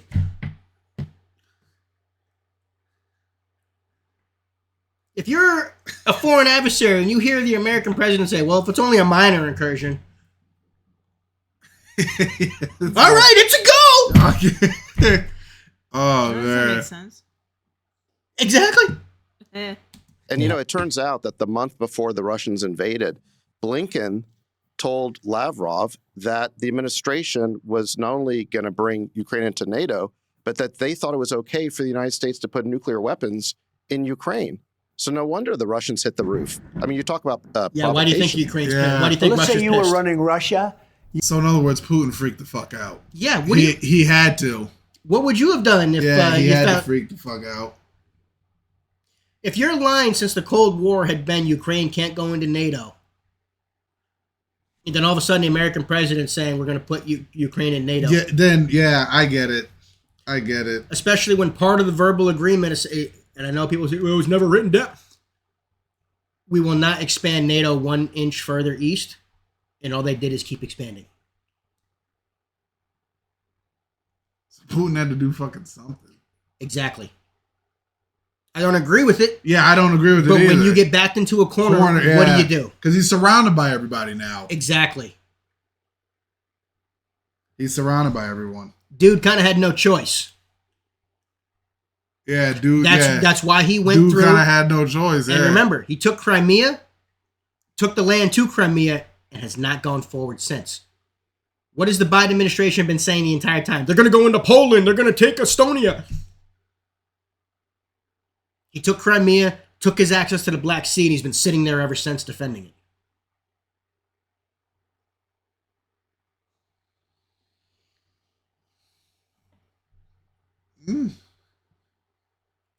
You wouldn't be too happy, and that's always been off the table. It's a border, and it's always been. I don't think that they would have, if they thought that that was going to remain sort of a territory where you don't have NATO, but they don't want to have soldiers right on their border. They don't want to have it. It's always been understood, and that's even before Putin. It's always been understood that that was a no-no, and now you can go against their wishes, and it doesn't mean they're right when they say that. But that was very provocative. Mm-hmm. And now it's even more provocative. And they're talking about, I hear routinely, they're now talking about Ukraine entering NATO. And now I hear France wants to go in and fight. Well, I wish them a lot of luck. I think good luck. Yeah. Sir, can I ask you Don't expect about help from us. Palestine? So after October 7th, what's the right path to just resolve this once and for all and just move forward? Again, it's so sad to me because it would have never happened. Iran was broke. They had no money. Yep. I sanctioned countries that wanted to buy oil from Iran. Yep. And I would have made a fair deal with Iran. I was going to get along with Iran. I was going to get along with everybody. We did the Abraham Accords. I think eventually Iran would have been in the Abraham Accords. Remember, he brought peace to the Middle East. Strong countries go in, and nobody went in since I got out. That whole thing should have been loaded up right now. It should have been full. They did nothing with the Abraham Accords that everybody said were great. They said, we're going to get the ultimate prize because of that. It was amazing. If anybody else did it, if a Democrat did it, they would have gotten what they would have. Biden would have done the Abraham Accords, he would have got the Nobel Peace Prize. Every prize in the book. But I did it, and it was a great thing that we did. It was a phenomenal thing. But when you look at what happened now and you see what's going on, it's very, very, very, very sad. That attack would have never happened in a million years. Iran didn't have the money for Hamas. They didn't have the money for Hezbollah. They didn't have the money for any of the 28 other cells of terror or whatever you want to call them. Iran was broke. I say respectfully. They had no money, and they weren't given money. And actually, it was a big story when I was toward the end of my term. There was a lot of big stories that there was no terror going on because Iran didn't have the money. They had to survive. Yep. We would have made a deal good for everybody. Everybody would have been happy. The main thing is Iran can't have a nuclear weapon. That was my main thing. The deal was a simple deal. Iran can't have a nuclear, it can't have a missile, can't have a nuclear missile. It cannot have that nuclear capability. Other than that, we talk about everything. They would have been very happy. It would have been fine. And you would have had peace in the Middle East. The problem is, I had them at a point where you could have negotiated. A child could have made a deal with them. And Biden did nothing. He did nothing. He gave them billions of dollars. A young man that knew nothing or a young woman that knew nothing in kindergarten could have made a deal with Iran. Biden sent them billions of dollars.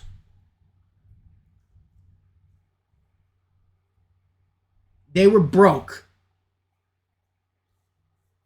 There was next to no terror attacks that we know. I'm sure they were still going on, but the high value targets were not operating. He took out al-Baghdadi. He killed Soleimani.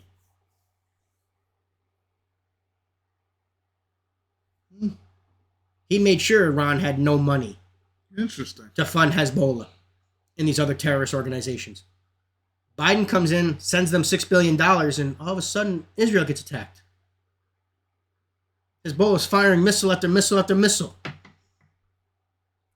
Hamas now has more gall to attack Israel. Very interesting. It's amazing when you start to see how everything lines up, huh? It's chess, man. Oh, yeah. It's chess. But a lot of people are playing checkers. And at that time, because they wanted to make a deal. And Biden never took advantage of it. Now, they put back no sanctions, all of the different things that they gave them.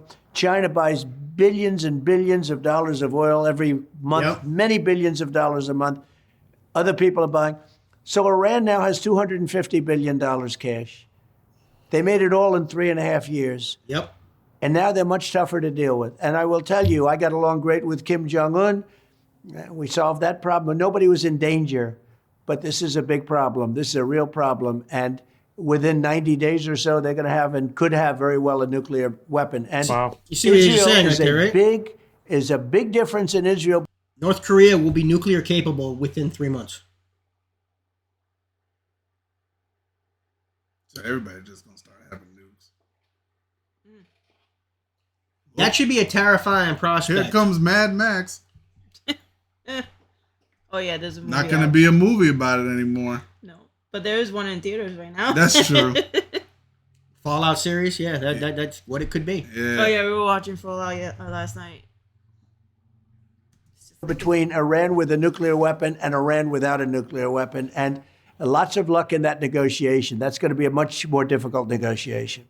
President Trump, I wanted to ask you a question about Roe v. Wade. You promised your base that you would overturn Roe v. Wade. You added 3 people to the Supreme Court, and you delivered on that promise. This might be the issue that determines the election, and many people believe it is. Are you going to do a national abortion ban? Would you support that, yes or no? So I don't need a national ban because it's up to the states. Right now, what I did is something that people have wanted to do from day one. 51 years it's been going on. And if you remember, over the years, you're too young, but over the years, all they wanted to do is they wanted to take it out of the federal government and move it into the states. And I got that done with the selection of 3 great justices. I got it done. And it was a big thing. But I will say over the last 10 years, or maybe a little bit more than that, they started talking about the number of weeks and this and that. A lot of different subjects came in. It was no longer just simply bringing it back. Every legal scholar, from Democrat to Republican, liberal, conservative, they all wanted it given to the states because from a legal standpoint, from a lot of other standpoints, including even a moral standpoint, they wanted it brought back to the states. And what I did is I got it back to the states. And now the states are in charge and the people are voting. And some votes are coming out the way certain people wanted, and some votes aren't coming out the way certain people wanted. I mean, if you look at Ohio, I would say it was a more liberal vote than people would have thought. And you could say that for Kansas. And then you look at Texas, it was a different story. But the people of the states have got that issue now, and they're voting. And the one thing that we have to remember that there's been a lot of radicalism talked about, and the radicalism is really on the left because they're willing to do abortions in the 8th and 9th month. And even beyond that, I mean, we have some people, the governor, take a look at the governor of Virginia, the former governor of Virginia, Ralph where Northam. He talked about we will kill the baby after the baby is born. That's a very radical stance. There's a video. I think we've seen that's it. all going to be taken off the table now. Where he says the baby will be born, it'll be made comfortable, and the mother and the doctor will have a conversation. Bro, there's no conversation. It's already here. Bro, I don't. Yeah. Why kill it when Okay. there's parents out there that okay. can't have kids? Okay. Why not just, you know, right. let them have it? You know, So- like Ladies, I'm sorry, but like at that point, when I think of It's evil, abortion, man. when I think of abortion, right, I'm thinking of like, as fucked up as it's gonna sound, I'm thinking of you scraping it out before it's here. But we've even said this before. Bruh, If you get to the point where the baby is viable, bruh, why kill it? Okay, so if a woman gives birth, that's murder. baby come out, period. baby laying on the table screaming and crying all this shit. That's not an abortion. That's like murder. That's Like murder. that's just you're just That's killing murder. something. That's like It's the same. I ain't with that, I mean- but I'm like It's the same thing if the baby's crowning and you snap the neck. To pull yeah, the rest of the way out. that's bro. That sounds like a horror movie. Just, People will sit there and say this doesn't happen. Yes, it does. does it happen on like a mass level though? Is it happening a lot? It shouldn't happen at all. The fact that it does happen, when they keep saying it doesn't happen, We getting reports of that happening? it's happened in Colorado. It's happened in New York. It's happened in. So when the head hanging out, they just going crack and pulling the shit rest out the. They slice the back of the neck when it's coming out, drain, and then continue cutting.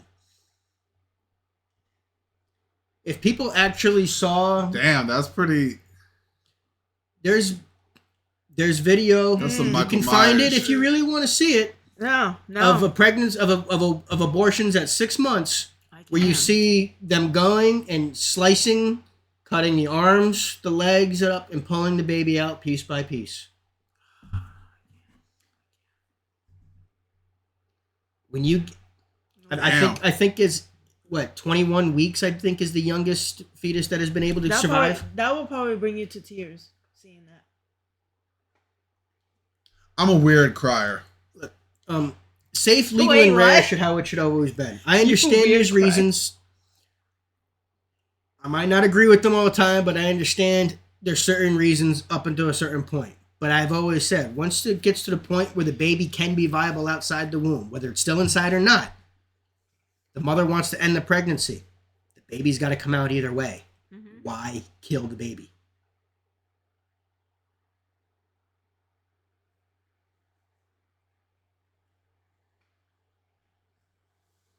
That's my only question.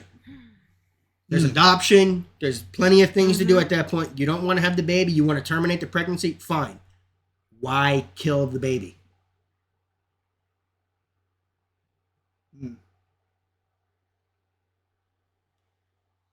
And I'm glad that he answered it that way because there shouldn't be a national ban. No, there should not be a It national. should be up to the states. It's not. It should. Y'all people who want this national ban. That's stupid. No. It's like Put it this way. This is what I'll say. You can't call your conservative. You call yourself a true conservative and then want a national abortion ban. No, That's a contradiction.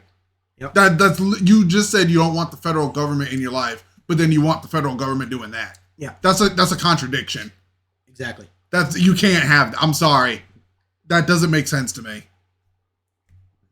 Like, how are you gonna say, "Oh, I don't want government regulation," But see, at the same but I time, want government regulation? Like, Exactly. that Don't make sense. That doesn't make sense. But see, that's the same thing to me. Once the baby becomes to the point where it is a viable baby, whether it's inside the womb or not, there's no reason to kill said baby. I can understand you saying that. I can understand that. it's scary. It's like well, this doesn't have to do with it. How do you say that? Euthanization? Euthanize. Yeah, I can't freaking say it. Yeah. That's essentially They what want they're to make that like oh, it's okay for people that want to be out of here to give the ejection and bye bye. They want to slowly but surely just eliminate as many people as it can, babies and whatever, and get into the habit that is okay to do. No, it's not, especially when it comes with a baby. Mm-hmm. It's an innocent child that hasn't been able to decide or do anything yet. hasn't had a chance to even think about the world. to live. That's not the way to go. There's parents out there that can't have kids. I would love to raise a child. Exactly. If you would like a further elaboration, go watch Rachel Holt. Yeah, I was gonna be reaction. Yeah, we had a whole thing on that. Yeah, we like went into detail on that. Yeah, shit. we don't need to get back into the weeds on the abortion. Yeah. Just figured it. Yeah, no, fair enough. Yeah. But just to put it simply, it's now up to the states. And like Ronald Reagan, I'm a believer in the exceptions, the 3 exceptions, as you know, and rape, incest, life of the mother, the danger for the life of the mother.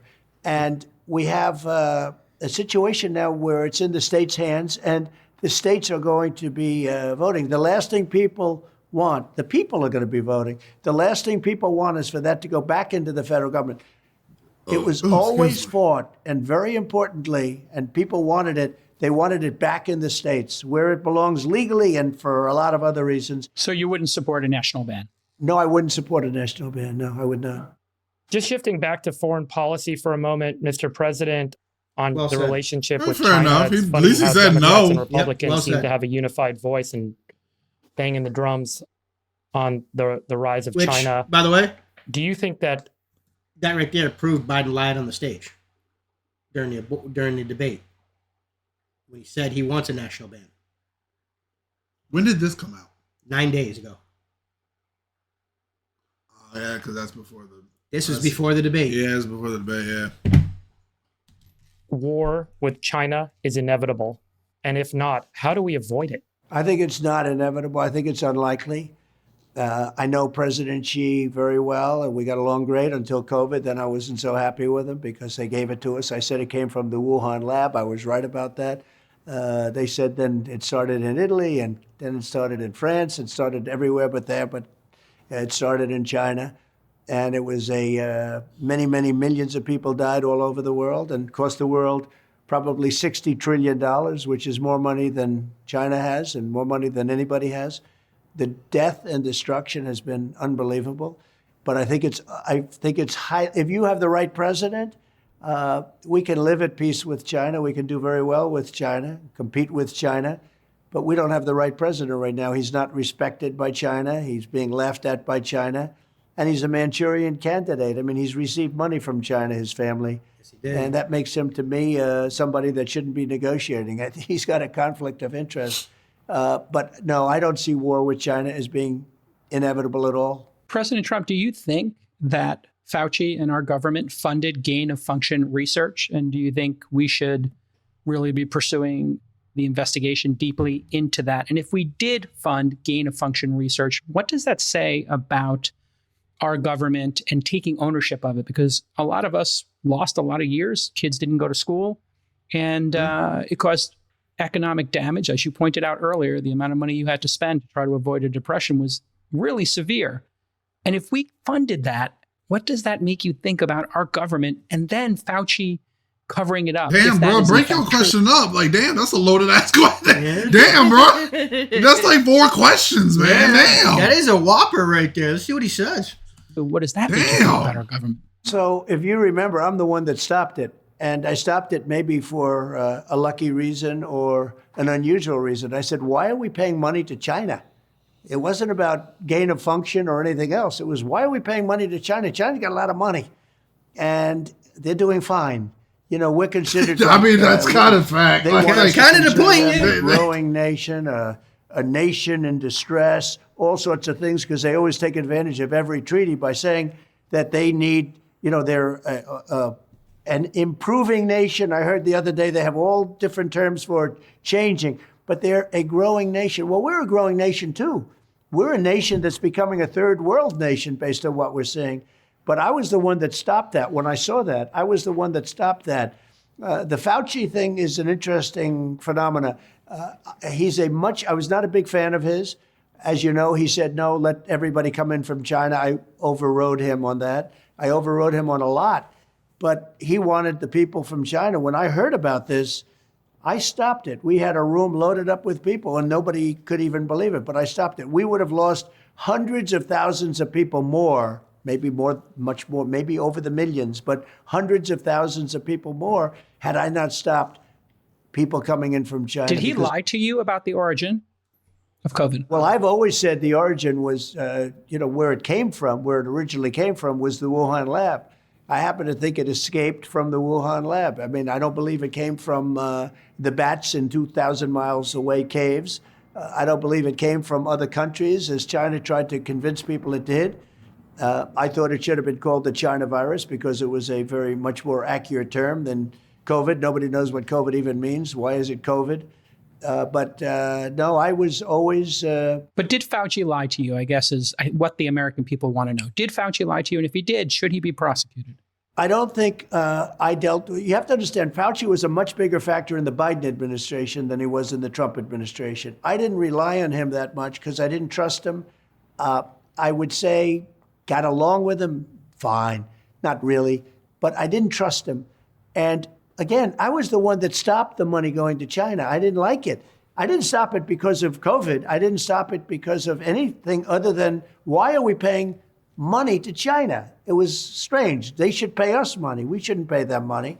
And one of the things I can tell you, the World Health Organization, so we pay them almost $500 million, and China pays them $39 million.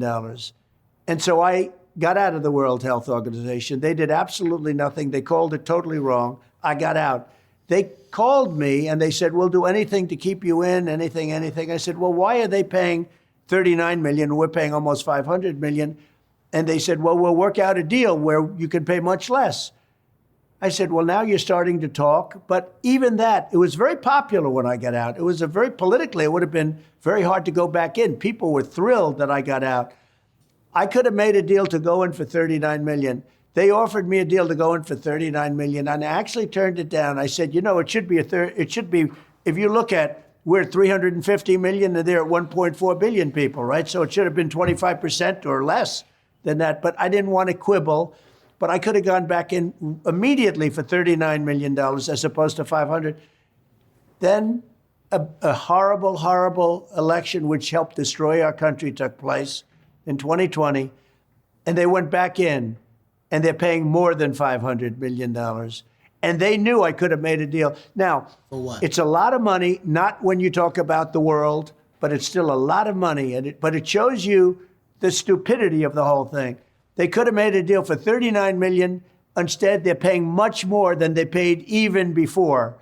And that's the way the mindset of our country is. And here's the big part.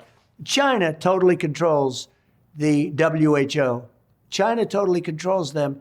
We have very little control over them. And now they want to give control over our whole country to them, which would be a terrible That's mistake. insane. They do. Fauci brings that, up right? sort of the kind of deep...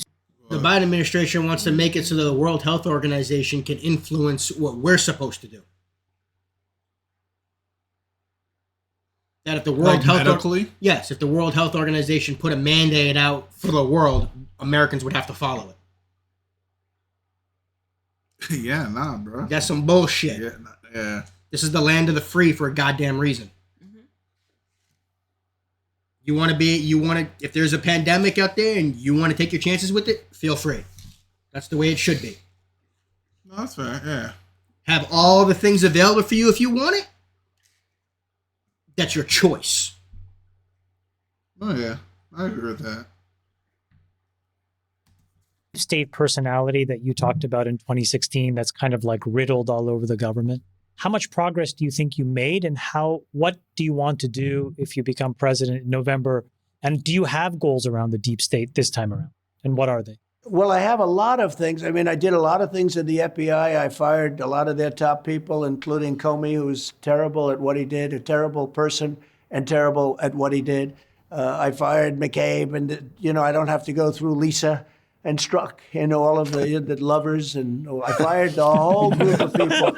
I got rid of them. And so many of the agents are so incredible in the FBI down below. But we got rid of a lot. You take a look at the World Health again. We got out of the World Health. We got out of this is a similar thing that, this is really similar to your answer, but we got out of the World Health Organization, which was a tremendous thing. We got rid of the Paris Accord. The Paris Accord was a disaster for us. We were going to pay $1 trillion, and other countries were paying nothing.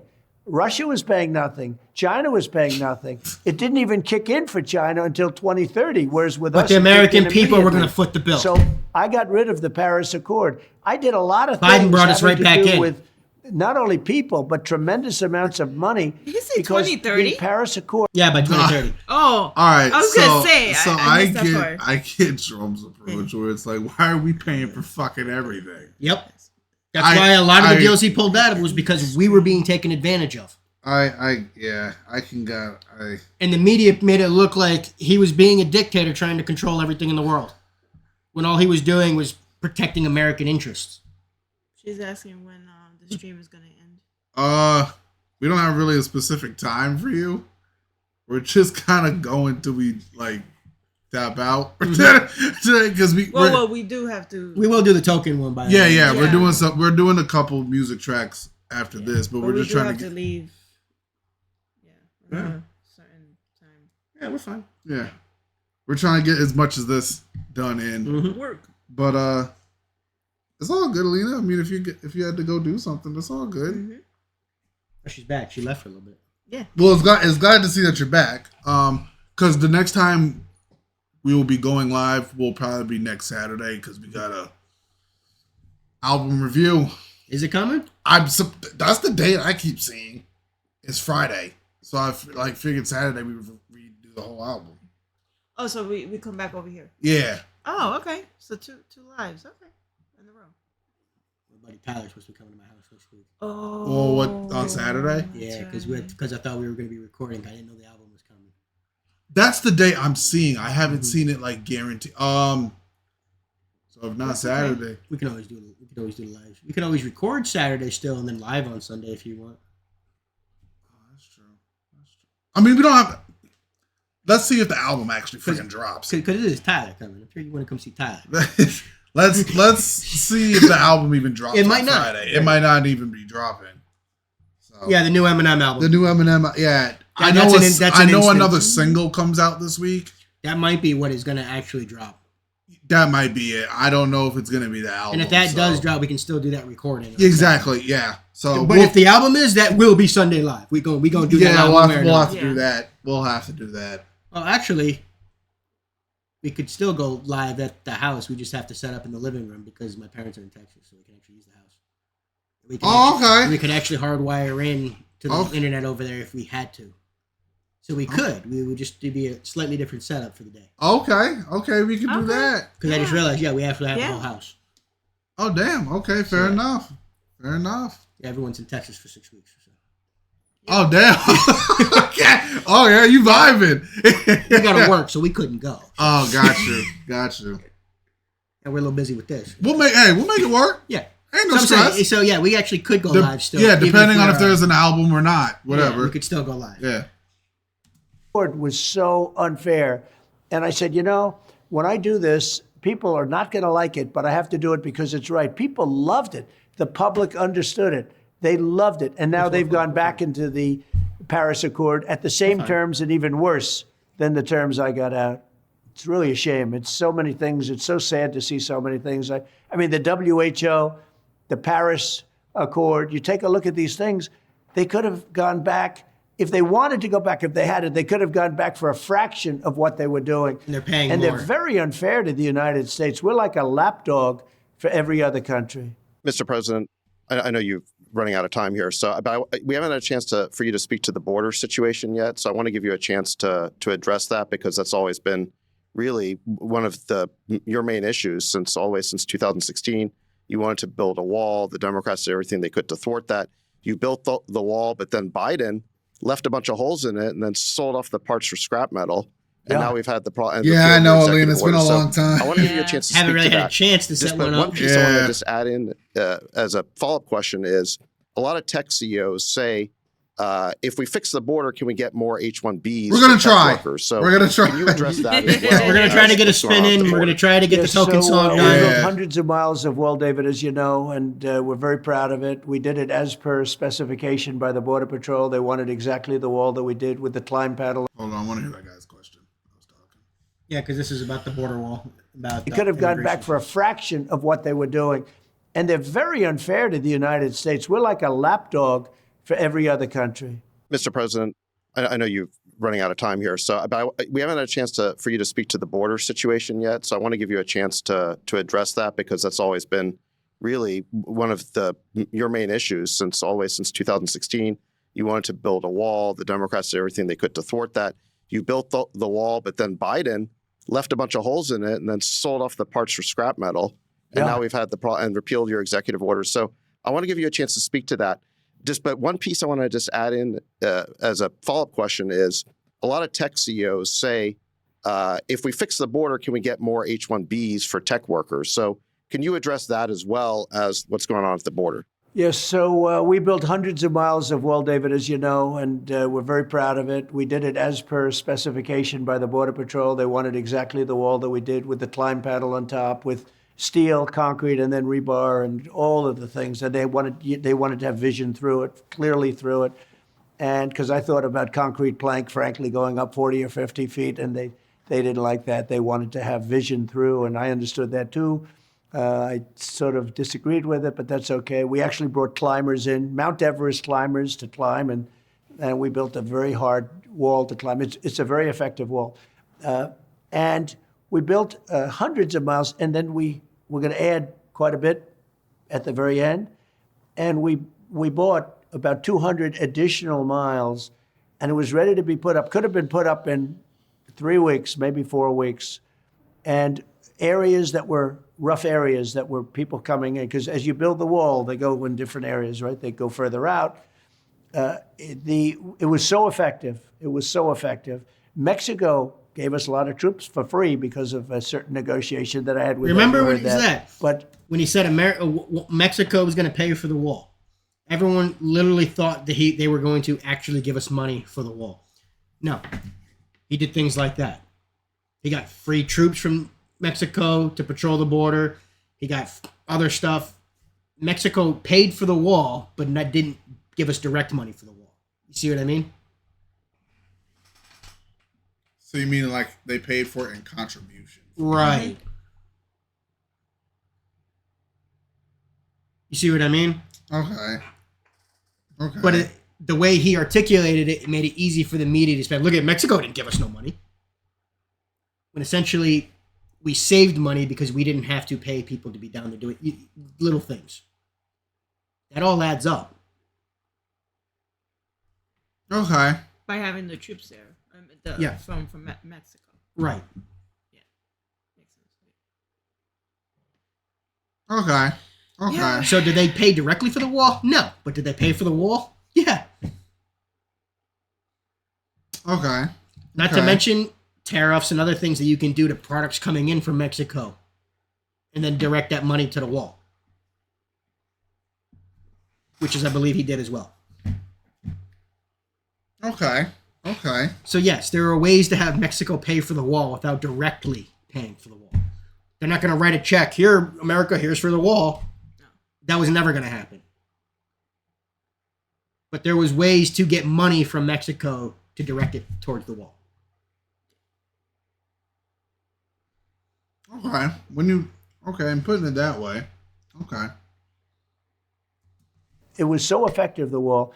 But Biden, they didn't want to put up those slats that were going up routinely by us. That means you had gaps. You had, as an example, you had gates in certain area that we put up. We were going to put up big, powerful gates that we could open, and you could let equipment through, et cetera, if you needed it. And they got rid of everything. They sold it for 5 cents on the dollar, much of it, 5 cents on the dollar.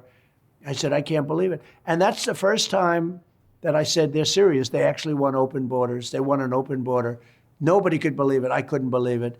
Because I never believed they wanted an open border, because who would be stupid enough to want an open border? Look what's happened with an open border. I was very proud of that. We had the safest border in the history of our country, and now we have the worst border in the history of the world. We had a safe border. I had a remain in Mexico policy, catch and release in Mexico, not in the United States. Everything was so good. But the remain in Mexico was a big deal, not easy to get.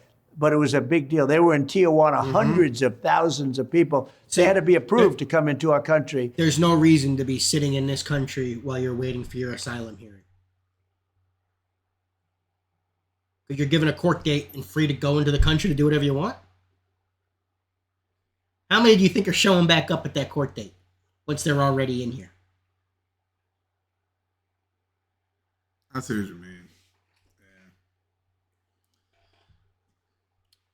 No, I see what you mean. Because then you got to go track them down. And then what did Biden just do? He made it so 350,000 of them didn't even have to show up to the thing. He just gave 350,000 amnesty to asylum seekers.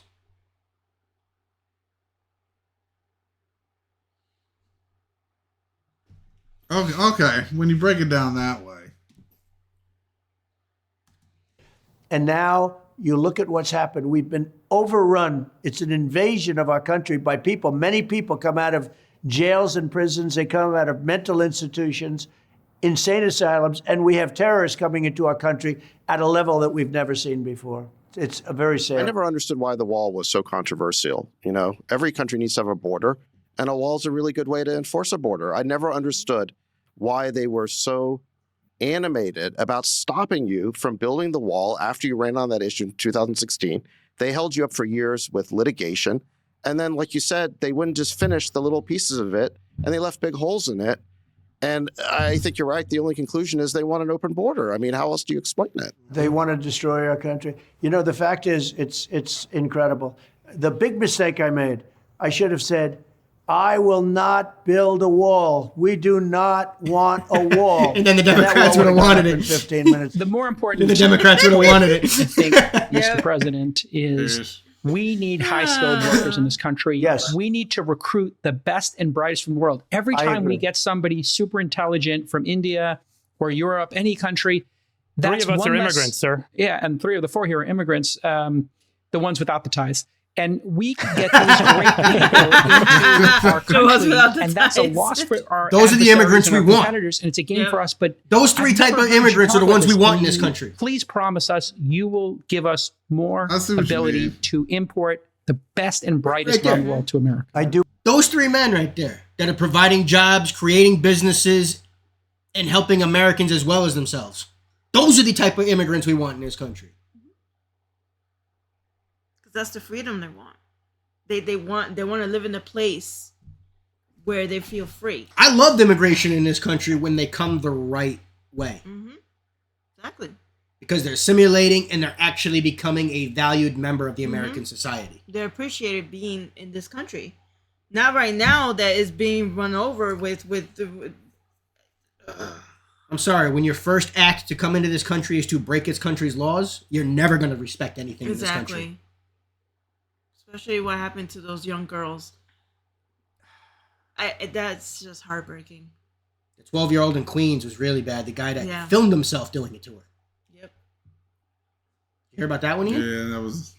You talking about the 13-year-old, yeah. Where he filmed himself, what he did to her.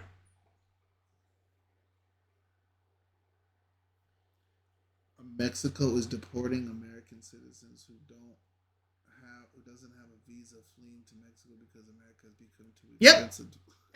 Yeah. Jeez. Oh, damn. Let's go back to your country. Yeah. Jeez. That's hilarious. Ironically, That's hilarious. Back to your country. You can play that, Ian. Jeez. That's funny.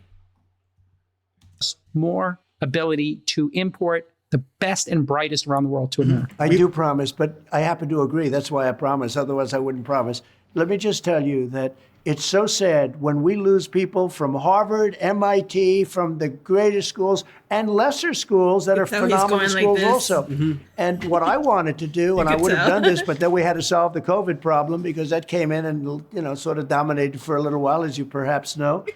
But what I want to do and what I will do is you graduate from a college, I think you should get automatically as part of your diploma a green card to be able to stay in this country. And that includes junior colleges too. Anybody graduates from a college, you go in there for 2 years or 4 years.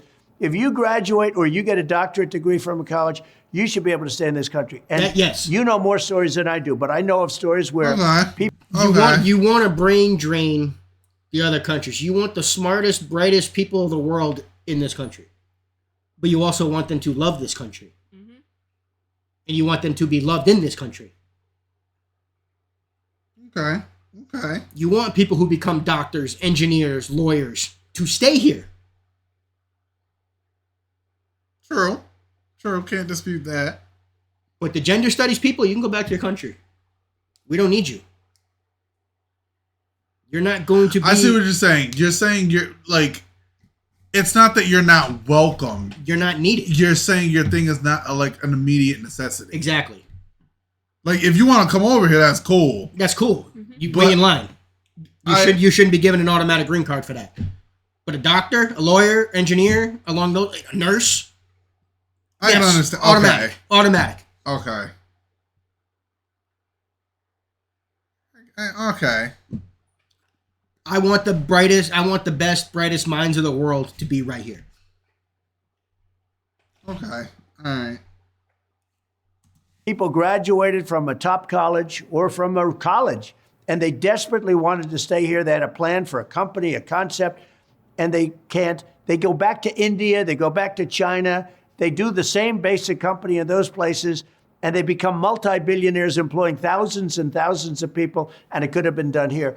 And a bigger example is you need a pool of people to work for your companies. You have great companies, and they have to be smart people. Not everybody can be less than smart. You need brilliant people. And we force the brilliant people, the people that graduate from college, the people that are number one in their class from the best colleges. Yeah. You have to be able to recruit these people and keep the people. It was such a big deal. Somebody graduates at the top of the class. They can't even make a deal with the company because they don't think they're going to be able to stay in the country. That is going to end on day one. That's fantastic. Yeah, that's great. Well, I think that's how it should be. That should be. Being in the tech industry, we understand the importance of that.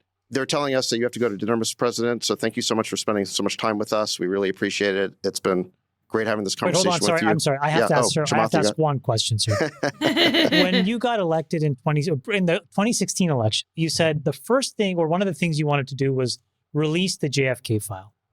And then you said later, I saw it and I wasn't really ready to do it. And then I saw a clip where you changed your mind and you said, I think we're ready to see this file. And I'm just curious. What's in it? What? You can't say that, but what happened? I actually did do it. I released a lot, as you know. But when it came to the whole thing, I was hit by some people that worked for me that are great people that you would respect. And they asked me not to do it. And I'm saying, why? Tell me why. And they said, sir, I think it needs a little more time.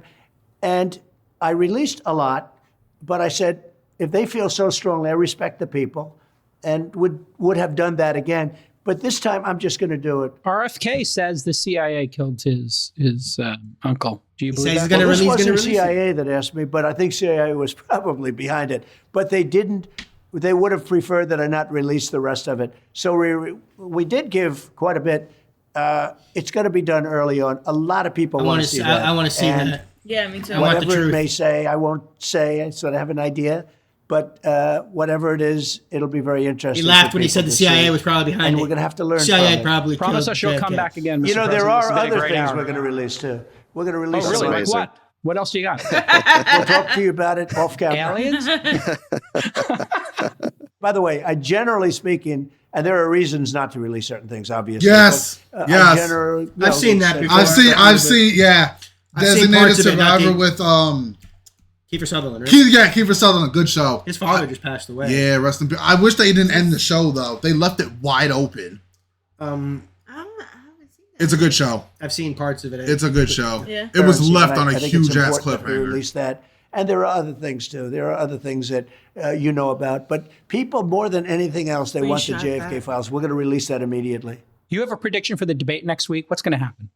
Well, all I can say is this. I watched him with Paul Ryan, and he destroyed Paul Ryan. Paul Ryan with the water. He was chugging water at a left and right. I didn't think a human being would be able to drink so much water at one time. And he beat Paul Ryan. So I'm not underestimating him. I'm not underestimating we saw him. What happened. It is what it is. Yeah. Trump destroyed him. But Trump destroyed Biden in that debate. I happen to think he's incompetent for a lot of reasons. I think he's incompetent because he has gotten the worst I think policies, both. I think there were only 3. If I remember correctly, there were only 3 seasons. I watched all 3. I don't remember seeing anything in season 2 or 3. I believe I only seen parts of season 1. Foreign policy and internal policy. I mean, who would not want to have a wall? Who wants to have millions of people pouring in? Who wants to have high taxes? You know, taxes are going to raise by 4 times if this guy has his plan. Is he in cognitive decline? Do you believe he's in cognitive decline, Mr. President? Well, I shouldn't be the one to say that, but I don't think he's doing particularly well. But I didn't think he was well 25 years ago. I thought he was not a smart person. And that was told to me by a certain member of the Kennedy family who was actually very friendly with me through a Palm Beach relationship. And I was told that very strongly. But so I was never a fan of his. But I will say he beat Paul Ryan. It was still years ago, but he beat Paul Ryan pretty badly. And I assume he's going to be somebody that will be a worthy debater. Yeah, I would say. I think Okay. I don't want to underestimate him. All right. I think that's smart. Well, your team is telling us that they need you to go to a dinner, Mr. President. Obviously, we could keep going for hours and hours, but it's been We great could. to we could. But it's been great to have you for the last hour here, and it's been great to getting to know you with the dinner that we did, and we hope that you'll come back on our show. Podcasts are getting bigger and bigger, so hopefully in your second term you'll come on here and talk to us again. Think Biden would do this interview? I don't think Absolutely not. so. I don't Absolutely think not. so. He lost I don't think so. after Well, one we've invited question. him. I don't We think have he's invited doing him, these sir. interviews. Yeah. So Yeah. it's an honor to be with you all. Very good question. We appreciate it, sir. Thank you. Very Thank appreciated you. very much, sir. Thank you Thank very you much. very Thank you, much. sir. There you have it. Wow. That was Damn. some hour, All right, boys. that's What do it, you right? think? That's all we have to do. Okay. Damn. We don't have to do the rest of that. Damn. We just wanted to see the Trump part. Yeah. But Alina, I will be honest with you, it's been a while since I remember certain aspects of the show, but it's been a while since I watched it because I binged watched all of it when it was active on TV. But in a lot of social areas, it was interesting the way that they like discussed it and act upon it because in the show Keither's technically an independent. Yeah. He doesn't, and they try to push him to go Democrat or Republican, and he doesn't pick either side. And that's the whole point of the show, is to try to force him in one way or the Yeah, other. he tries to stay independent, but at the end of the day, what gets him is like when people get into that position of power, they don't want to lose it. No. Look at Biden right now. Even if it's only 4 years, they don't want to lose it. Look at Biden right now. And I think it does that for any president. Yeah, I'm saying, look at Biden right Yeah, now. That it man don't doesn't- want to give up power. But I think that's just a natural human thing. When someone gets power, they don't want to lose it. No. They like having it. Of course. That's just natural. But I think that in this situation with Trump, I think that he has no other choice but to do it because of what he said But see, I don't think Trump is seeking power. He's not. He wants to use the power. to make There's difference. to make America great again. Yep. That's You see what I mean? There's other politicians that are seeking the power. Trump's not seeking the power. He feels like he's the only one that can use the power. There's a difference between the ones that will use it and then put the power down and let the next person go. Trump has never been. Trump has never come across as drunk on power. Everything that he's up. Look at this post. Look at this. What he was talking about here. Yeah, when you this was I can listen to. So after watching I that, can listen to this. what is your opinion on Trump after actually hearing what he wants to do and seeing how his policies were laid out? I didn't really disagree too much on what he was saying. The way he was speaking, it was coherent. He was moving from point A, point B to point C. I can't really disagree. So what are your reasons why you wouldn't vote for him then?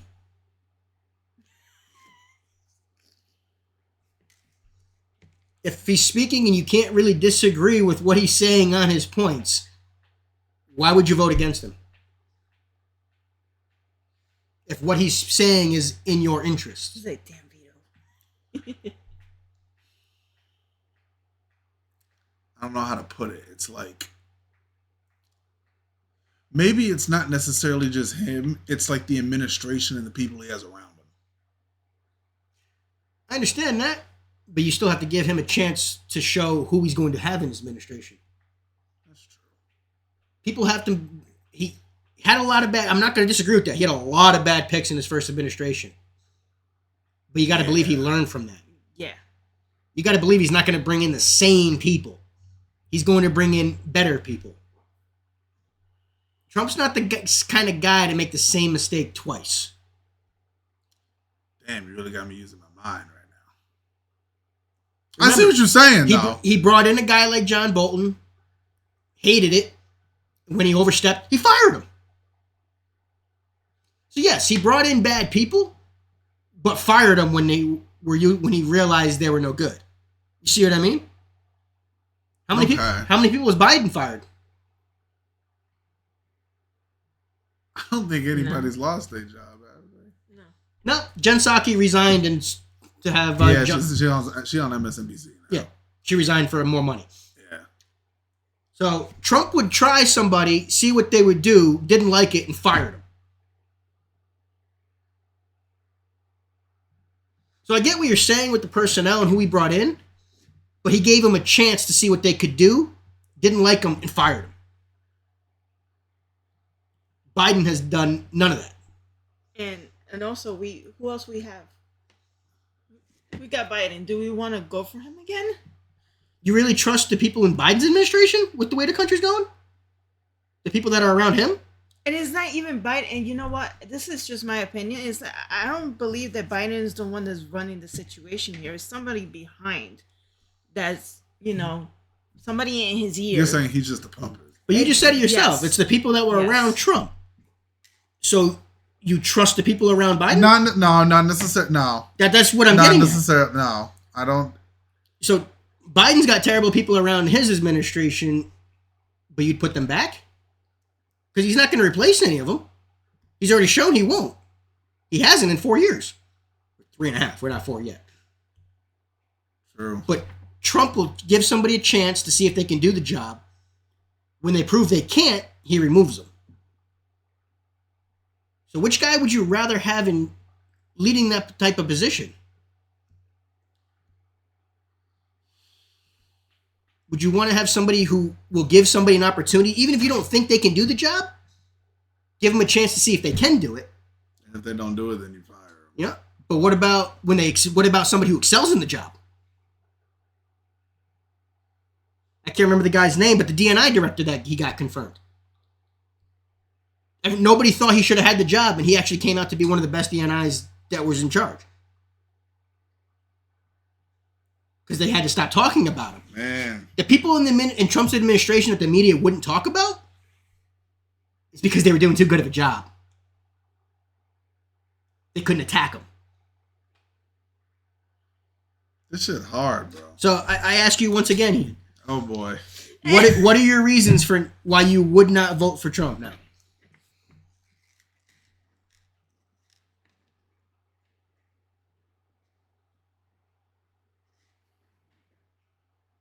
Do you need an answer right now, or do you?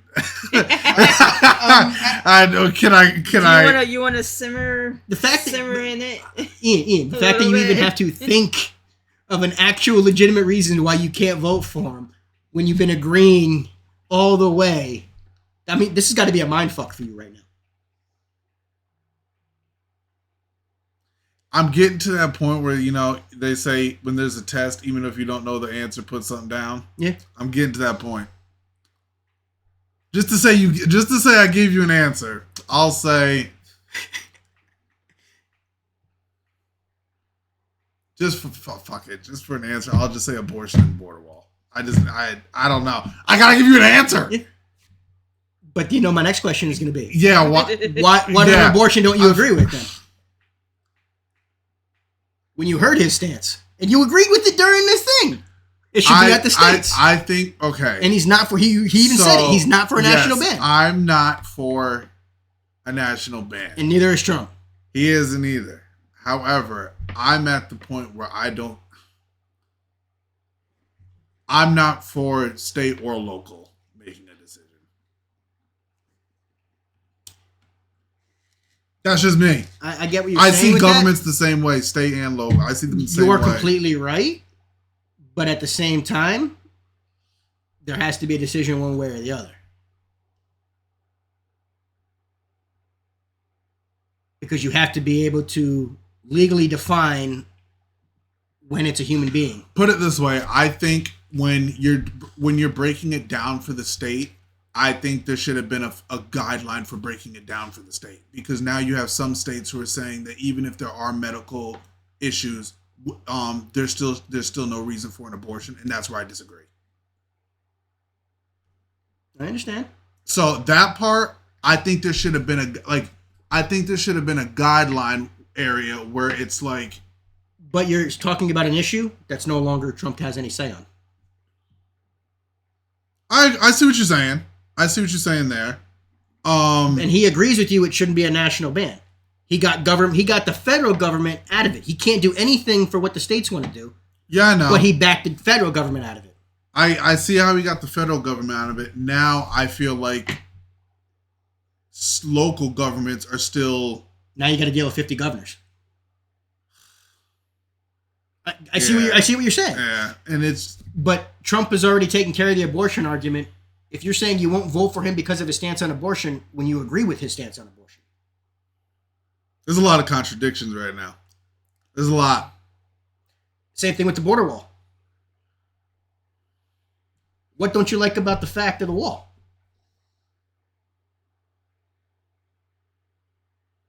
My thing with the wall is I'm looking at how El Chapo broke out. Mm-hmm. Where they dug shit under. The people were riding motorcycles underneath the dirt. Yeah. I believe that theirs was going about 15 feet down to start the wall and then going up. Where you'd have to, the way they were building the wall is at points where they were making it so you couldn't do the tunnels and stuff. I see where you're getting at, but the fact is, if the wall's there, you have to dig the fucking tunnel then. So then you got to dig further even underneath the 15. So instead of making it harder to undo something, let's just leave it open so they can walk across. No, I'm not saying that. No, I'm not saying that. Say that. I'm not saying. No, I'm not saying that. So I'm not saying that. So then, what do? You're saying you got to do something. That's what Trump is saying. The first step, I think, is building the wall. Then after that, figure out what to do underground. Yeah. Which we have drones. One step at a time. We have drones and stuff that can actually do layering and seeing what's underground, so they can actually be able to check and stop that as well. Mm-hmm. So that's not even a problem in this day and age. We have the technology to actually detect what's going on underground. Yep. I'm destroying your arguments on purpose right now, by the way. Yeah, you're making my head hurt on a Saturday, on a Sunday, bro. Making my head hurt on a Sunday, bro. I'm doing it completely on purpose. Because I need you to give a legitimate reason why you can't vote for him. I'm stuck looking at this Fender sticker and I don't know where to go. Because, trust me, I understand this is a complete mindfuck for you right now. Because you never thought you would ever agree that much with him. Did you? But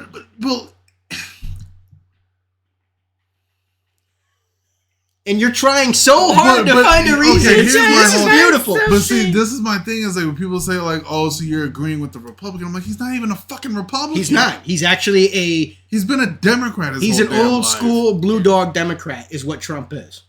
Yes, he is. It's just the Democrats wouldn't let him run on their ticket. No. Unfortunately, you have to pick what you want to run in, run under. And if anybody in the comments wants to help Ian out, give us a reason. Yeah, one of y'all motherfuckers gotta give me something. Come on, Ian. What legitimately can you give a reason for why you can't vote for Trump? I've already destroyed your abortion and wall argument. There's gotta be something. Especially when we live in a state where you can do it all the way up until birth. I did too. Yes, you did. I gotta because I gotta have a pro and con list. Everybody has strengths and weaknesses. Oh yeah, Trump's got his weaknesses. Don't get me wrong. Again, he's going to bring people in where he's going to actually have to fire them again. That's going to happen. That's going to happen. But again, he's actually going to fire them when they do a bad job. When has Biden fired anybody?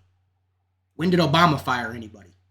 When the fuck did George Bush fire anybody? And I know the two good things that Trump is going to do is open up the line for the gas. Yep. And build the border. He's gonna drill, baby, drill. Yep, and those are the two things that Damn, we bro, really need. I really got to come back to you. That we really need. I'm trying right now, Vito. I'm really fucking trying. Because if it really comes down to, I don't want to see mean tweets again. Come on, dude, really? I could use some me. I'd rather have mean tweets right now than this cadaver that's in the office. Dead body. Oh, were you stuck on the word cadaver? She gave me a look, and I'm like, wait, what? Bruh, I'm a little. I got a little. You can get back to me. I'm probably gonna have to let you. But Yeah, bro. Because I feel like Because honestly, I knew after watching this, there was no way you thought you were going to actually agree with him that much. Point after point after point, you were agreeing with him. Ian, you could go back and watch the video. You'll see your face the entire time. Maybe sometimes. Okay, I'll say this. Maybe one thing I don't. Fuck. I think I'm a big believer in like thinking before you say something, especially when you're in a position of leadership. So like this I don't mind.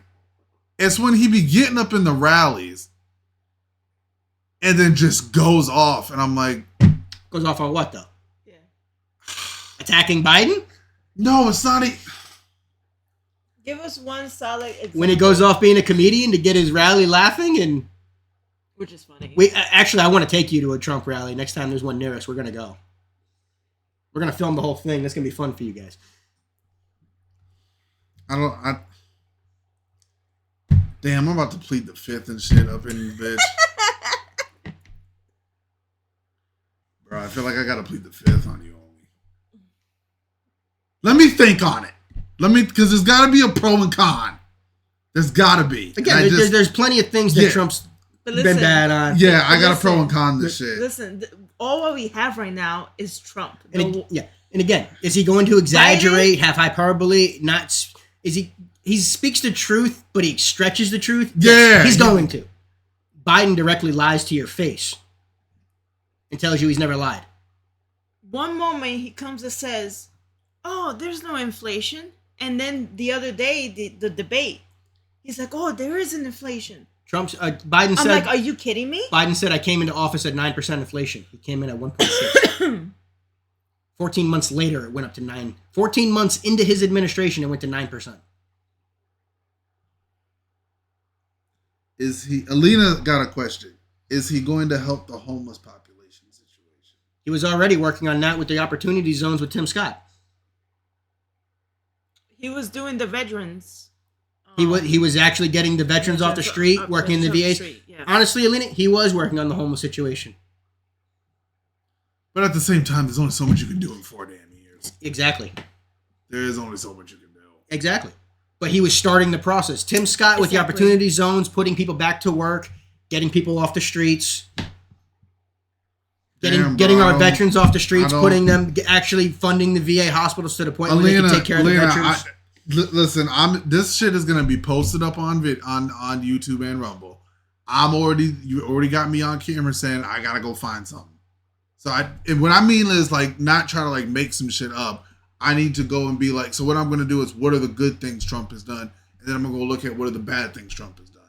And then I'm going to make like a pro and con list. Yeah, I want you to. I really do. That's what I mean. But let me tell you one thing. But if all your cons are just emotional arguments, that's not going to keep.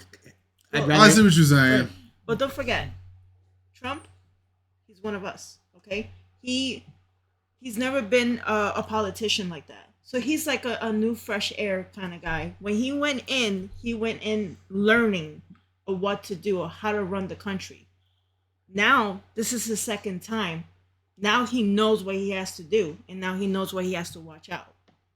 He knows how to move around. He knows who's actually going to be for him and who not to bring into the administration. And he talks, he doesn't talk like the other politicians. They have that politician speech or whatever you want to call it.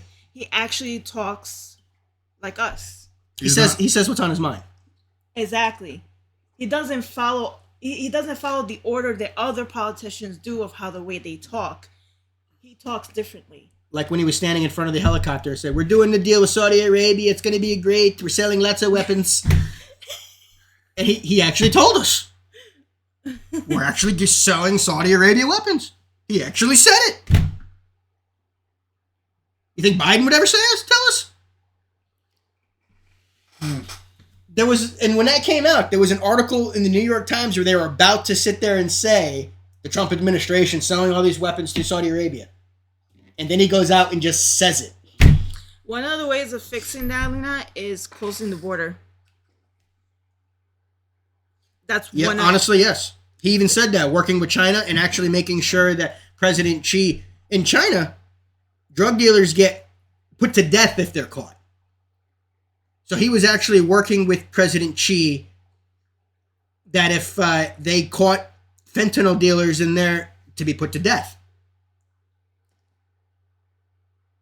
And yes, putting the wall up will help the fentanyl problem, because most of it is coming through the southern and honestly the northern border as well. Because that's my concern. If you close this border off, they're just gonna come into Canada. That'll be the next one to be closed. If Canadians are, it will be. Have you seen how they put that shit through the airports? Mm-hmm. Cartels ain't dumb. No. But you think Trump's not going to be putting money towards the technologies to detect this stuff and stop it? See, I think what people are assuming is they want it completely. It's not going to be. No. You're always going to have drug dealers. What he's going that's never going to fully stop. You're always going to have people. So people need to stop. Listen, you're always going to have people crossing the border. Right now, it's open, and it's like millions of people going through the border. If you close it, it would be like way less. I'd rather have hundreds trying to come through than thousands. Exactly. Well, yeah. Drug dealing is one of the easiest and quickest ways to make money. Yes. You're never going to completely. That's like trying to say, we're going to stop the black market. You're never going to stop. No. Is Trump going to be able to fix it overnight? No. It's not going to happen overnight. But if he puts his policies in place and it actually gets done, you will see a drop in the crime. You will see a drop in the fentanyl. You will see a drop in the homelessness. But again, a lot of the homelessness is in Democrat-ran cities where they're going to be going against any policy that Trump wants to implement.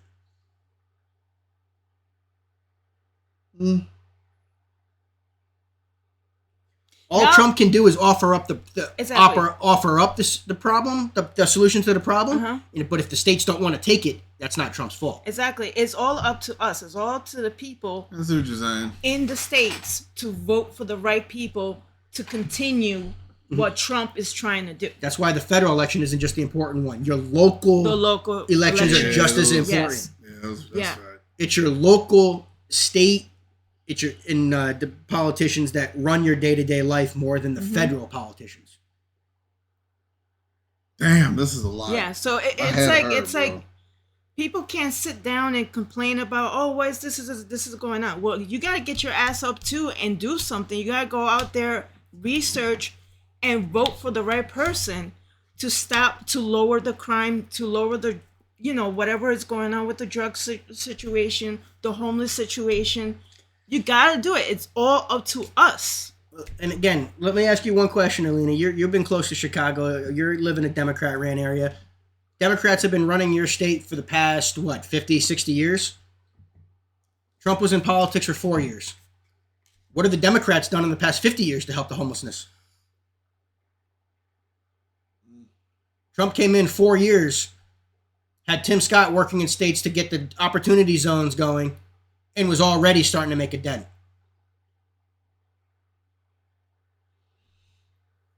Democrat-ran areas have had Democrats in power for decades. What have they done? So Trump said it back in 2016. What do you got to lose from trying something different? Doing the same old thing has yielded no results. It's I get why people get overwhelmed. It's a lot to consider. Oh yeah. It's a lot to think about. Damn. And I know you got a lot to think about now, Ian. Fuck. Bro. A lot. I'm not ashamed to admit it. Because I bet a lot of what you heard from him today, you never even Nobody's, considered. Because you've never seen Trump like this because the media never allowed you to see him like this. Yeah, that's another issue. True. That's All another you've issue ever all you've ever ingested was what, 30 to 60 second clips of him? Yeah, they don't put full length clips of him talking because they don't want to. They want you in your spot right now, where you're desperately trying to figure out a reason not to vote for him right now. That's where the media wants you in your mind space to be. To keep trying to find a reason why you can't pull that lever for him. And right now, you're struggling to find a reason. I'm not trying to put you on the spot. But, I get what you mean. No, we're not judging or nothing like that. I mean, you're your own person. You're gonna make your own choice when you go in that booth. I'm not. No one's gonna pull that lever for you. Yeah. But you should take all the information into account. That's true. And anybody that thinks their one vote doesn't matter, yes, it does. It does. Yeah.